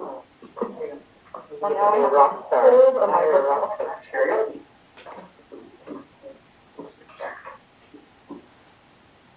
That's the last one. That's it. Thank you very much. All right, we're going to get started. We have this on tonight because we like this to be like the overarching part of our professional development. We need this to have at the beginning so that we can all the other professional developments that we talked about in the grant. Practice those, I'll say. Absolutely. So it's a platform for delivering content, but also gaining data insights regarding particularly your professional development, although I do have colleagues in other districts who use it with students as well. So goodness knows I'll be speaking to them about how they're doing that. So it'll serve as that infrastructure for delivering our professional development for both the Educator Effectiveness Grant and like our LPAC goals. Next slide. So Ludo is flexible, engaging, responsive, and measurable. It allows us to share unlimited content, scalable to meet the growth needs of our staff, and also to have differentiated learning levels to meet everybody's individual growth needs. Next one. So Aludo licenses give us access to their entire content catalog. It allows us to create our own custom content. And then it also lets us have access to their catalog of resources that are shared by all of the other partnering organizations like other school districts, county offices of education, and other educational organizations. So if they have a professional development that they choose to share, we will have access to that as well. So here's an example of some of the embedded content. Next slide. And here are some of their already existing partners that would be sharing with us. Okay, so this is an example of the user dashboard when I completed leading edge certification. It was done through Aludo. So this is what a teacher's dashboard or a learner's dashboard looks like.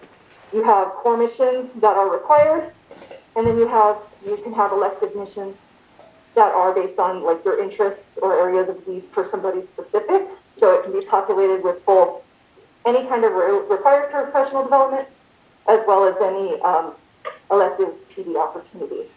And just from our Tech Tuesdays last year, every Tuesday we offered an online technology professional development, and collectively as a staff, our staff engaged in over 430 hours of voluntary professional development in technology.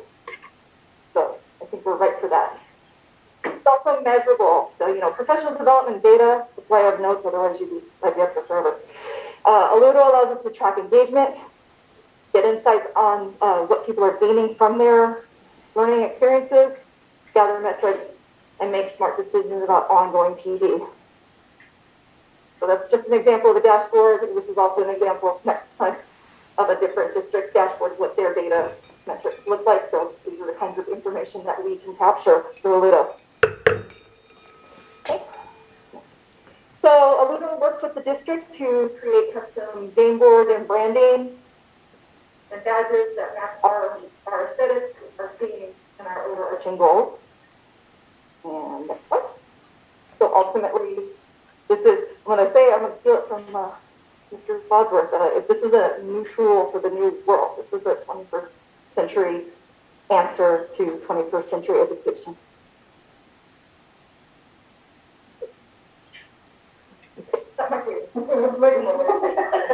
You did a great job, Teacher of the Year.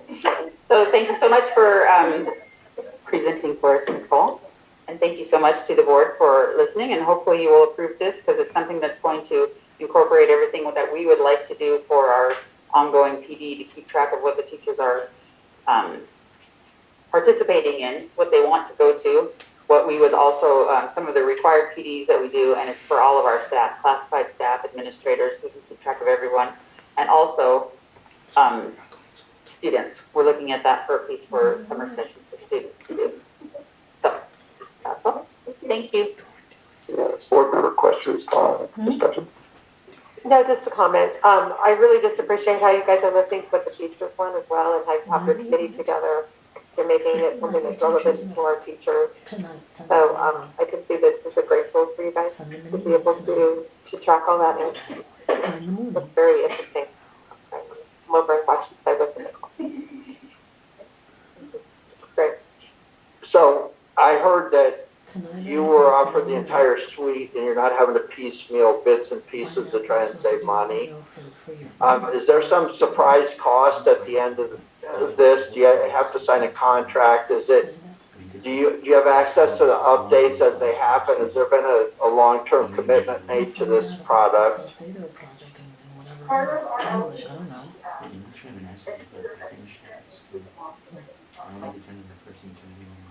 Okay, so finance knows what you're doing, and wow, what a concept. So here's what I wonder. I remember the days when they used to throw numbers out, like this district had 22% of the students had IEPs. Then you've got 504s, and you got the things Chad's talking about where kids are missing school, and I often wonder, how does a teacher, because I've sat in IEP meetings, and you're sitting there going, how can you as one person gauge whatever's going on with all these kids, and you've got the gifted ones who have the same plight as the SPED kids because neither one of them are getting what they need. And then you've got the kids in the middle, and you're trying to move them all along and keep it relevant for all of them. Is that kind of what this is supposed to do and give you a kind of it kind of says, hey, watch Fall's graph, he's acting up, he's bored, or this other one over here is doing this kind of stuff. Is this an effective way of giving our teachers some grasp? Because I never could figure out how they did this. Is that what this is really all about? It is, but it's for the professional development. Yeah, but it gets to a point where you kind of like, you can only sit through so many seminars. I've done that. Right, so, it's not one size fits all. It's but it's a tool to individualize and create success path for each kid. Yes. Good. Perfect. Thank you. And if I could just jump in, Mr. Falsgraf and school board, Ms. Shaw and Ms. Chun. Many times, for the teaching profession, we think one size fits all. This is what all our teachers need, and it's not really tailored professional development. This really allows it to gauge. We could gauge where the interest lies. It'll kind of tally a percentage of where the interest lies for those that might be interested in gifted and talented. PD, be it special education, whatever it might be. But it's really tailoring and really assessing what our teachers need in real time. So it's a powerful tool. So thank you for bringing it to our attention. I've been a part of PDs in the past, and I've watched people and really not look forward to professional development days. When you're gearing up for professional development, and I'm like, oh, we have another PD. Or when you walk out of a PD day and you go, that has nothing to do with any part of my job. I will never use that 8 hours. That's 8 hours I will never get back. I could have been great. I could have been filing for, 8 hours and gotten more out of my day. The last professional development day reports that we got back were stellar.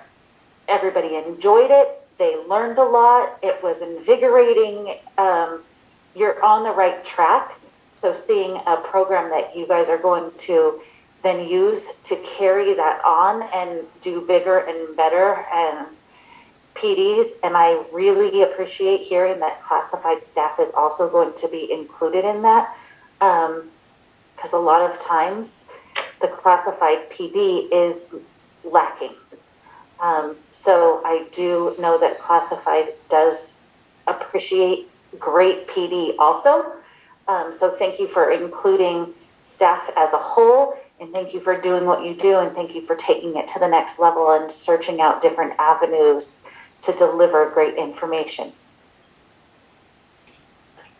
I'll just briefly add that I think that using the technology to our advantage is key to moving us forward. And let's try not to dig our feet so much into the old way or the way we used to do it. Let's start thinking outside of the box. Let's start developing new tactics. And I think that we could just go to the moon of this district. There's so many things. You know, I was really enlightened after being down at the seminar last week. Just the ideas that are coming from different districts and seeing how they're developing things. And a lot of them are small districts. It's not everybody down there was in a huge, big district. So let's utilize technology. Let's keep moving forward. And I think it's a great idea. Thank you for putting together the presentation, Ms. John and Michelle. So I was looking at one of the first, there's two questions on the slide where it had symbols of other districts, and when you said partners, these are people, other districts that are already participating in this, I assume. Then later in the chart there was a curve chart where it shows we're pending, active. So the engagement with other districts is it's available to you and us that, oh, this is really working well here, or this isn't working, so it can help you tailor it to our needs. We're using, instead of us experiencing it on our own, we can look at other districts and collaborate with them to say, oh, it's working really good. They're a district of 1,400, 12, 1,300. Hey, it's working pretty good. They're in a rural district. Maybe we have some experience to draw rather than going, hey, that looks good. I'm going to order that from the menu and not have any idea behind it. You can look at the menu, and now you've got some ratings that say, hey, this works really good because of our success, and you have some data that go along with your support. I think that's great because I go along with what Brianna said. I remember attending some PDs. I'm going like, okay, what did we just do? Okay, I got it. I mean, we go to PDs over in Ventura, and then we were going like, okay, on the way home, well, who's buying? You know, we didn't know what was going on. You know, so, I mean, it gets lost in the weeds when it says professional development because there's been a lazy way of approaching it by so many big districts. It's bureaucracy kind of, oh, yeah, we got PD, we got 4.5 hours, we got 5 hours to meet some other criteria for somebody who doesn't know us from Adam, and we're not serving our students. So a PD that makes my job, and I'm thinking back when I was in class, that makes my job, and this is where I allude to your technology, lots of stuff that you shared on the PDs with technology, I could incorporate in my classroom, make my job more effective. Not necessarily make it easier, make it more effective for my students. And guess what? It turned out to be it's easier and a lot of fun for me, and they enjoyed it. So my kudos to both of you for doing that. I'm glad that you're front-loading this before we get into it. Yeah, so you got mine. Good job. Thank you. Thank you. Any further discussions from the board? None? So hearing none, call the question. Kelly Johnson, aye. Balls Graf, aye. Brianna Texoni, aye. Chad Wadsworth, aye. Tim Jorgensen, aye. 5-0. Motion passes. All right, now we're on 13, correct? I'm going to check this, make sure I don't miss it. All right, 13A, CSEA salary schedule to reflect minimum wage increase. Dr. Zosman. Oh, no, we have to vote. Kelly Johnson, move. Kelly I'll moves second. open, and seconds. Now, Dr. Zosman. Thank you. Of course, to conform with a minimum wage increase of $15 as effective January 1st, 2022, the new year. This is a request to move this in for Acton for classified. Mr. Mirza, if you have any additional comments? No, so what, basically in January 2022, we have to legally change the minimum wage, so all the classifications that are at $14 and steps that are at, below $15 will be automatically bumped up to $15. And then what we're going to be doing is, in negotiations, taking a look at the salary schedule to make sure it doesn't get out of hand like it was in the past, and make sure it's all squared up and going forward. But on January, we have no choice but to change those cells to 15, and then we'll work it out in negotiations to see what transpires out of there to bring you guys forward the actual negotiated salary schedule.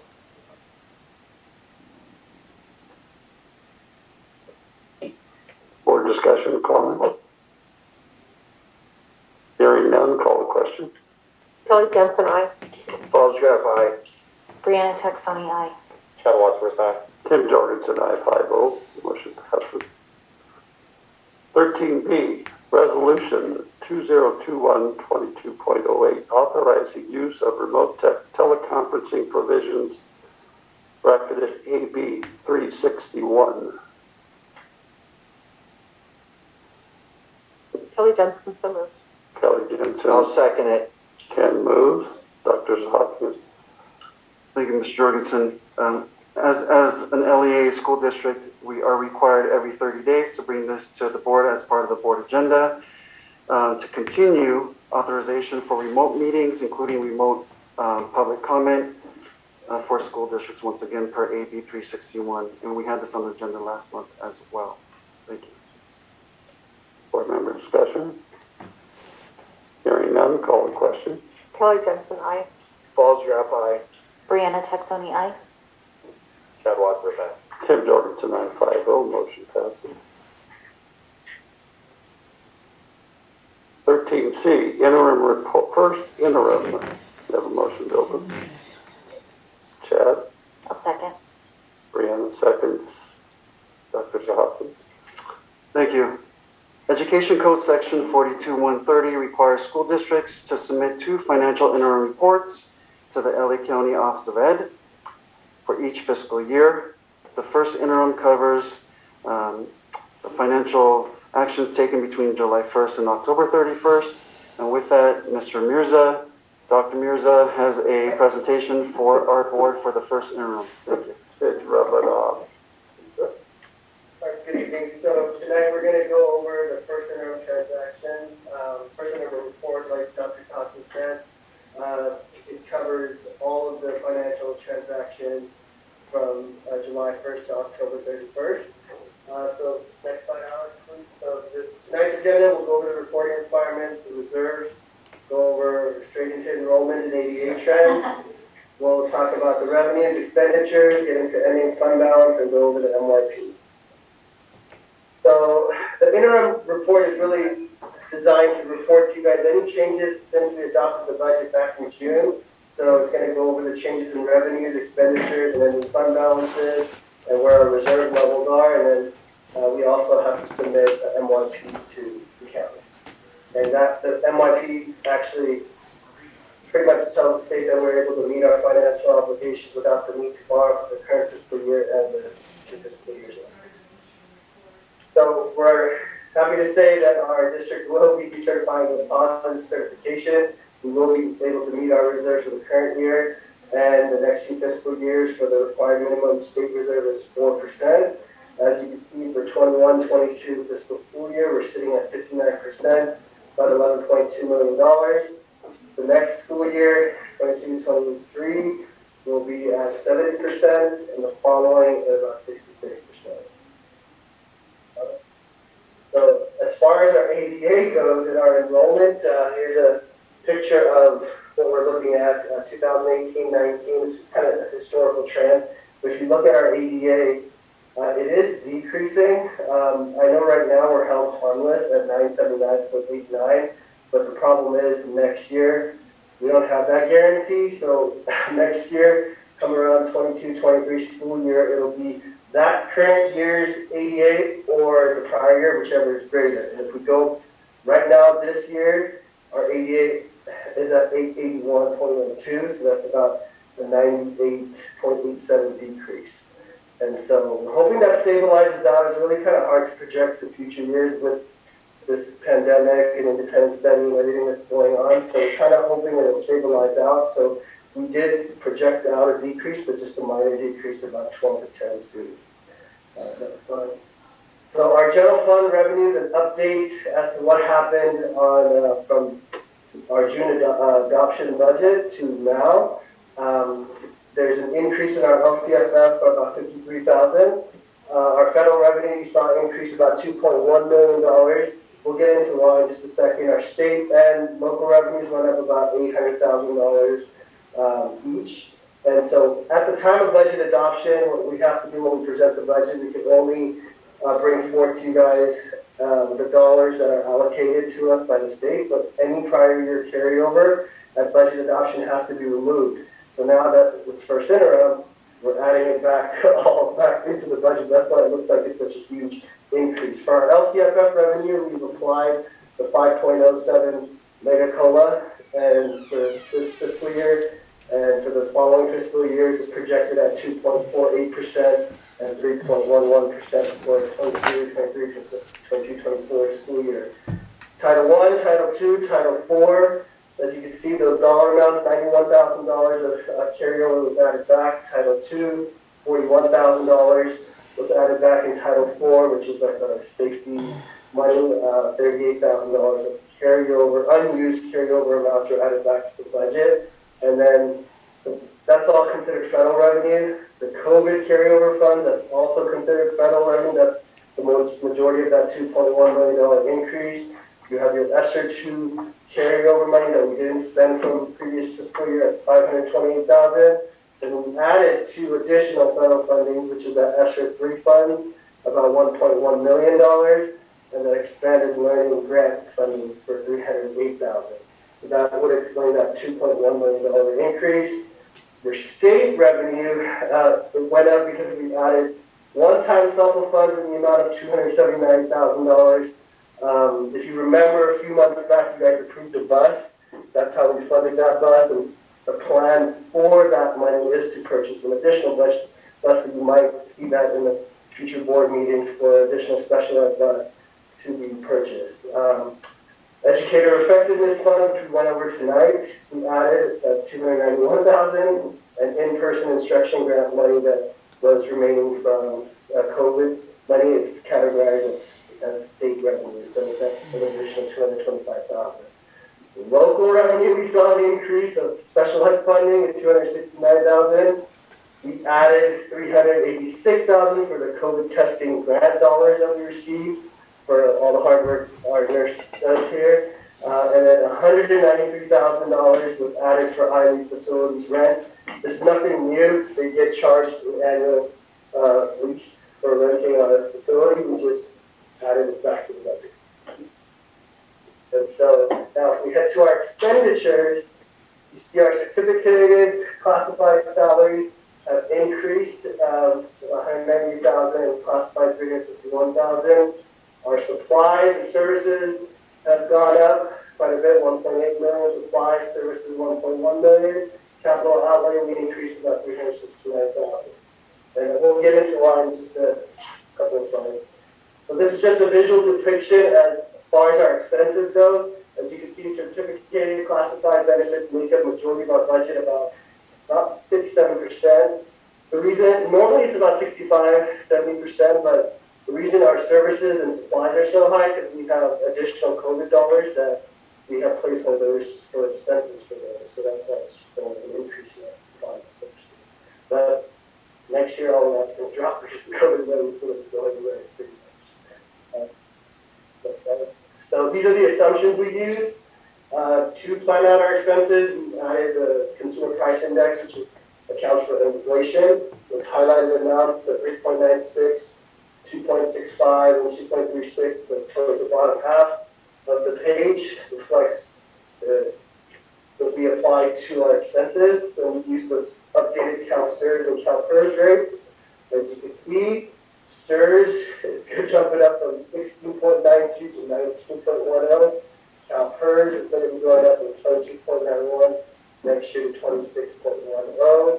And our unemployment insurance rate just skyrocketed. It went from 2021 to 0.05, went to 0.50, and it's expected to stay that way next year, and then kind of drop back down 0.20 in the next 2 years. And so salaries were increased for step and column and longevity. Staffing is pretty much maintained with minor changes. We added one additional counselor. Classified salary reflects increases due to IA positions. As we return back into instruction, in-person instruction, we had to fill those positions and hire additional staff. Additional hours are also being provided due to the COVID funding. So it's naturally going to see an increase in the salaries.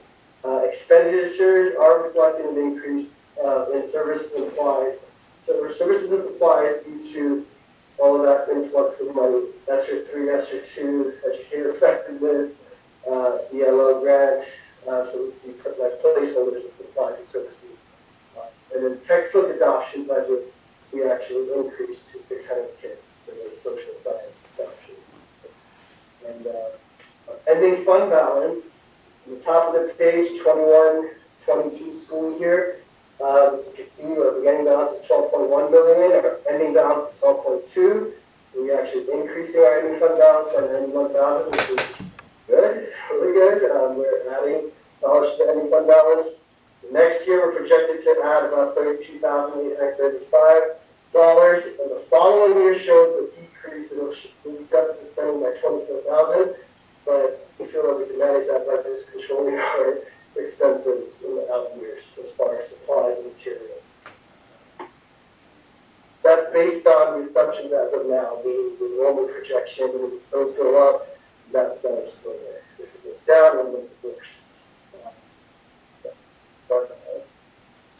So now for our MYP, it's kind of what I kind of gave it to you in bits and pieces, but if we could follow from the beginning balance at 12.19, our projected revenue for this year is 19 million. Our projected expenses is 18.9 million. That leaves us a surplus of 91,000 with our ending fund balance of 12.288. And then that 12.288 goes into next year's beginning balance. Then we, as you can see, the second in the middle column, the projected revenue is 15.1 million. Look at the difference between 19 million from the prior year revenues to a significant drop to 15 million. That's due to us removing those one-time COVID funds out of the budget. But then it follows through. The expenses also decrease because right now we have those expenses inflated to account for us spending all that money. So we're removing all those placeholder accounts.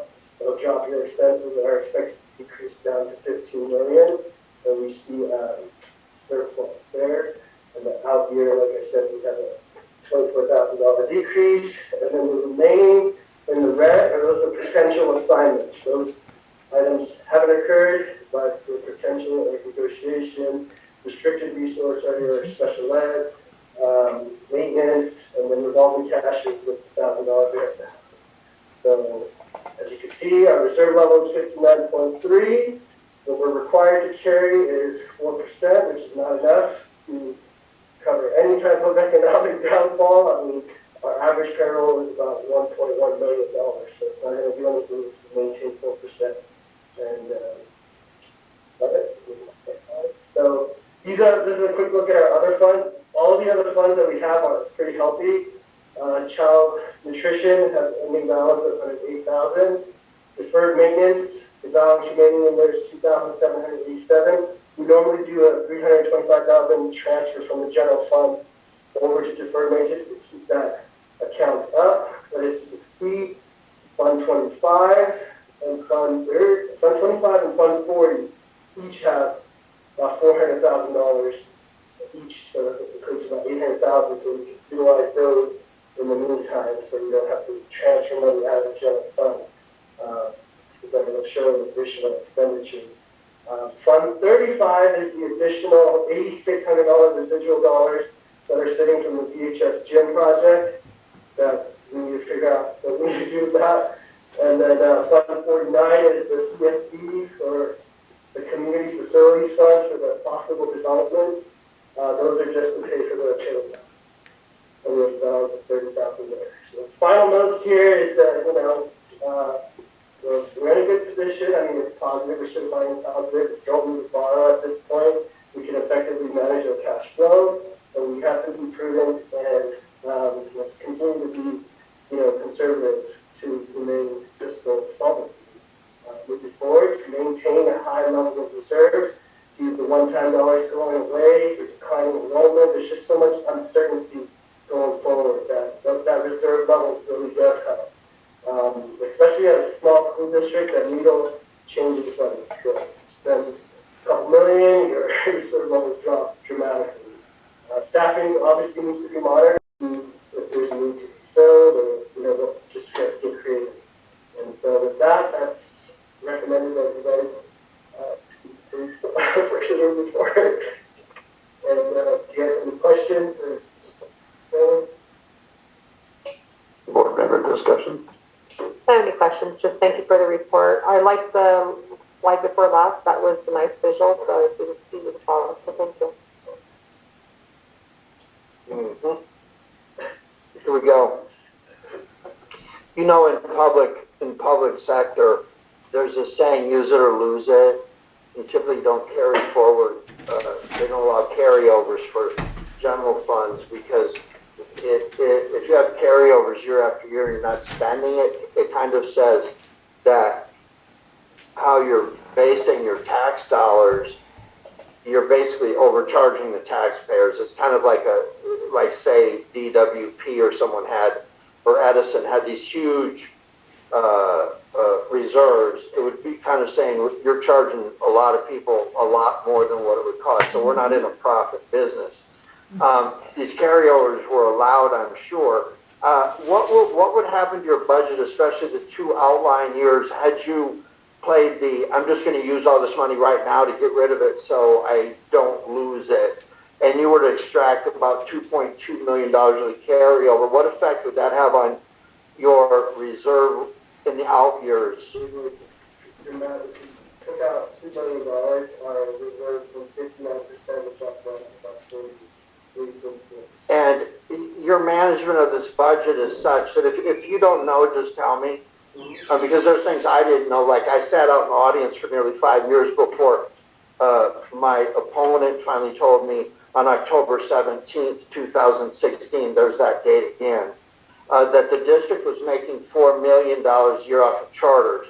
And you've told me numerous times that there is not a penny of revenue coming in from any of our charters, right? Yeah. Okay, so you had to subtract, not you, but the people before you. Suddenly, this district is down $4 million of local revenue, and you carried over 2.2. You have declining enrollment. You're telling us that when we review positions, we should look at it. I remember the days when some of the board members were saying that we had 80% staff costs, and now we're less than 60. This almost sounds to me like somebody that knows how to live within their means rather than run out and take money from that kid in San Bernardino. The FICMAT report that LACO did on this district when it first went into the charter business said that we have to watch on pass-through, because the pass-through, if you don't have money in your reserve, you have to give the charters the money when the time comes, and you kind of get yours later. So you have to have the financial depth in your pocket to handle the pass-through. Do you see a problem in the immediate future of being able, short of something really bad happening, of processing that pass-through, or the district had to borrow money to keep its charters pass-through money going to them? No. I got an idea. I would drag a blanket to cover my tracks, but I would want it to be wide enough to cover all of them. That said, if I were to tell you that I wanted to build a basketball court, a tennis court, and put in a swimming pool based on the budget right now, could you legally take the money that you have and do those projects with those? We have a couple slides on that after this. I think you requested. Yeah, I kind of requested that. So So this idea, it seems to be a regurgitated idea from something a couple of years ago where people were thinking that. So I don't see that happening. In my world, you can't do that because it's a capital improvement project, which means you would need a capital improvement project fund. And I don't think the state is interested in rat-holing money that's meant to educate children in our classrooms so we can build our fantasy, whatever sport we're into this week. Are we renting any empty rooms over here to fake charters so it makes it look like their school here is full so they can go to San Bernardino or Lakewood or somewhere like that? No, okay, that's good. You stumped me again, doctor, I'm done.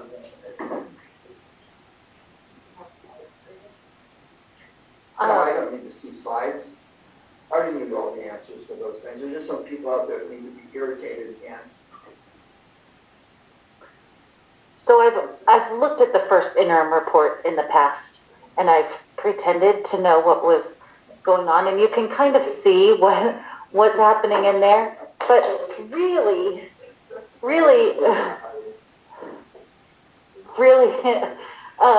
unless there's some kind of training, it's a hard report to read.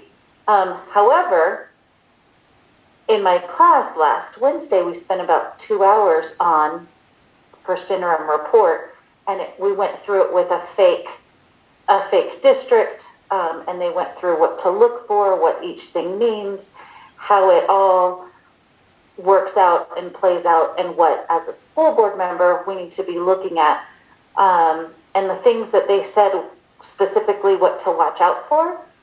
I have looked at your report and thumbs up on those places that they specifically said to look out for where our district would be in trouble.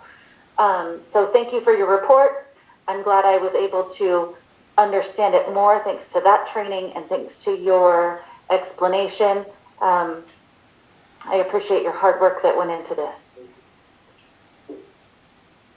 Your report's great. Your work is excellent. And if people come around trying to coach you, tell them no, you're not going anywhere. So thank you so much for your help. Again, Doc, doing a good job there. So the one thing that Ken touched on that I always got in my mind is that my mom did what you did when she was in school. That she was like, I said, how do you deal with all these numbers? And she loved it. But he talked about use it or lose it, and I've always thought that there's that misnomer that if you don't spend the money, we're not going to give you any more next year. And the concern comes that we're not spending it on the students, and I think that we demonstrated that the trends and the indications and the ADA and all the things that we see going on, you're doing an absolutely exceptional job of managing that. And I appreciate your work and hard work bringing it forward to us in a form that we can understand, because school finance is a pain. I mean, I could never do it and that's not balancing the checkbook. There's a lot of contingencies and restrictions and this and that, and all of a sudden you've got a handle on it all. So thank you for you and your staff for doing the hard work, and I appreciate that very much. Jim, I forgot something. I have a very semi-important question. The payback that the district had to do to this charter out of San Diego, the court order payment, how would you feel if I said, hey, why don't you go to check into cash and we'll finance that out for the next, 30 years, you get your mattress today, no interest, not good? What would that do to your bond rating, financing, that kind of stuff? It's an additional liability that you're carrying on. Okay, so I haven't heard any news that anybody else is coming back after us using that as and we all understand that this revenue stream with declining enrollment came from exactly that. Yeah. Okay. Again, Lynn David, thank you so much. I'm done. Any further questions from the board? Hearing none, call the question. Kelly Jensen, aye. Falls Graph, aye. Brianna Texoni, aye. Chad Wadsworth, aye. Tim Jorgensen, aye, by a vote. Interim's passed. 13D, Educator Effectiveness Block Grant. I'll move it in. Kelly moves. I'll I'll second. I think we should take action to extend the board meeting to 10:30, please. Okay, we'll pause for a second. Ken has a motion on that we extend the board meeting. Kelly Jensen, aye. 10:30, Kelly, seconds it. I'll second. Call the motion. Kelly Jensen, aye. Falls Graf, aye. Brianna Texoni, aye. Chad Wadsworth, aye. Tim Jordan tonight. The board meeting is extended to 10:30. All right. 13D, Educator Effective Block Grant, Dr. Saki. Thank you, Mr. Jorgensen. As shared at our special board meeting this evening at 6 o'clock, again, just to reiterate for those who are tuning in, the Educator Effectiveness Block Grant provides funding for school districts for professional learning for teachers, administrators, paraprofessionals, as well as, we heard earlier, classified staff, working with all of our students. Thank you. Board member discussion? Hearing none, call the question. Kelly Jensen, aye. Falls Graf, aye. Brianna Texoni, aye. Chad Wadsworth, aye. Tim Jordan tonight, 5-0, motion passes.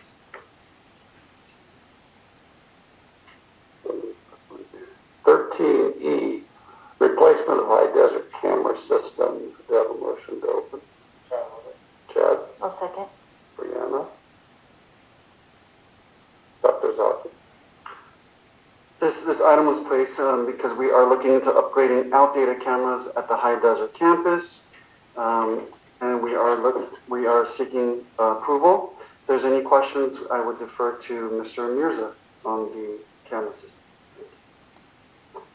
Board member discussion. No discussion for me. This is a project that's being bid out. Yes, we've got 3 different quotes that are attached. Cool. That's a novel concept. We'll have more comments in a little bit about something along those lines. I'm done. My question was the same. You've obviously bid it out. It looks like 3 different companies. Is the quality of the equipment equal? Yeah, it's actually an upgrade, a huge upgrade, right? I mean, we have Alex here, we consulted with Alex, and let us know contacted several different vendors, and this best system was clear. As far as each bid, the equipment was equal in quality. Yes. Okay. That's all questions I have. Thank you. Brianna, did you have anything? No. So, question for you now. This is going to be a circuit just for the High Desert campus. Yes. That'll be viewed, managed, operated by staff at the middle school. Currently, all of the cameras are managed in the district. The district security administrator that monitors them. Okay. Any further questions, board? Yeah, I have one. Will I be able to access this from home and use it to upload Max Prep's video for my child who's an awesome basketball player? No. Okay. Thank you. Any further discussions? Hearing none, call the question. Kelly Jensen, aye. Falls Graf, aye. Brianna Texoni, aye. Chad Wadsworth, aye. Tim Jordan tonight, motion passes 5-0. Future agenda items. So, Mr. Jorgensen, I know that School Mint was tabled at a previous school board meeting, so I'm requesting for the School Mint proposal to return back on January 13th as an agendized item for action, please. Any board member that has any item that would like to schedule or request be considered to be on the future agenda? Nothing, Kelly? I have something. I'm so enthralled by this report that we had about the replacement of the High Desert camera system. I think, from what I'm hearing, there's something going on at the Vasquez gym. And it's about cameras, and I don't recall ever seeing it. So I would like to propose that the gym cameras for Vasquez High School be put on here. What I would like to see, somebody grab a pen, what the impetus for the project was, what legal's position was on the project with respect to maybe some limits on what you could expect for implied consent when someone walks in. What the specifications were the system work, because we see that in this other one. What the bidding process consisted of, how the contract was awarded,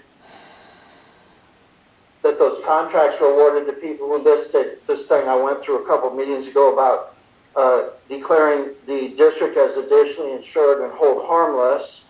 I'm interested in the current status of the project. And finally, if there's any allowed use by third parties, like that question I just asked you about my kid who doesn't exist on a basketball team that he'll never be the star of. Do I have other board members that will support this request? I'll second. I need one more. Yeah, I'm there. I got it too. Thank you, guys. I'm done.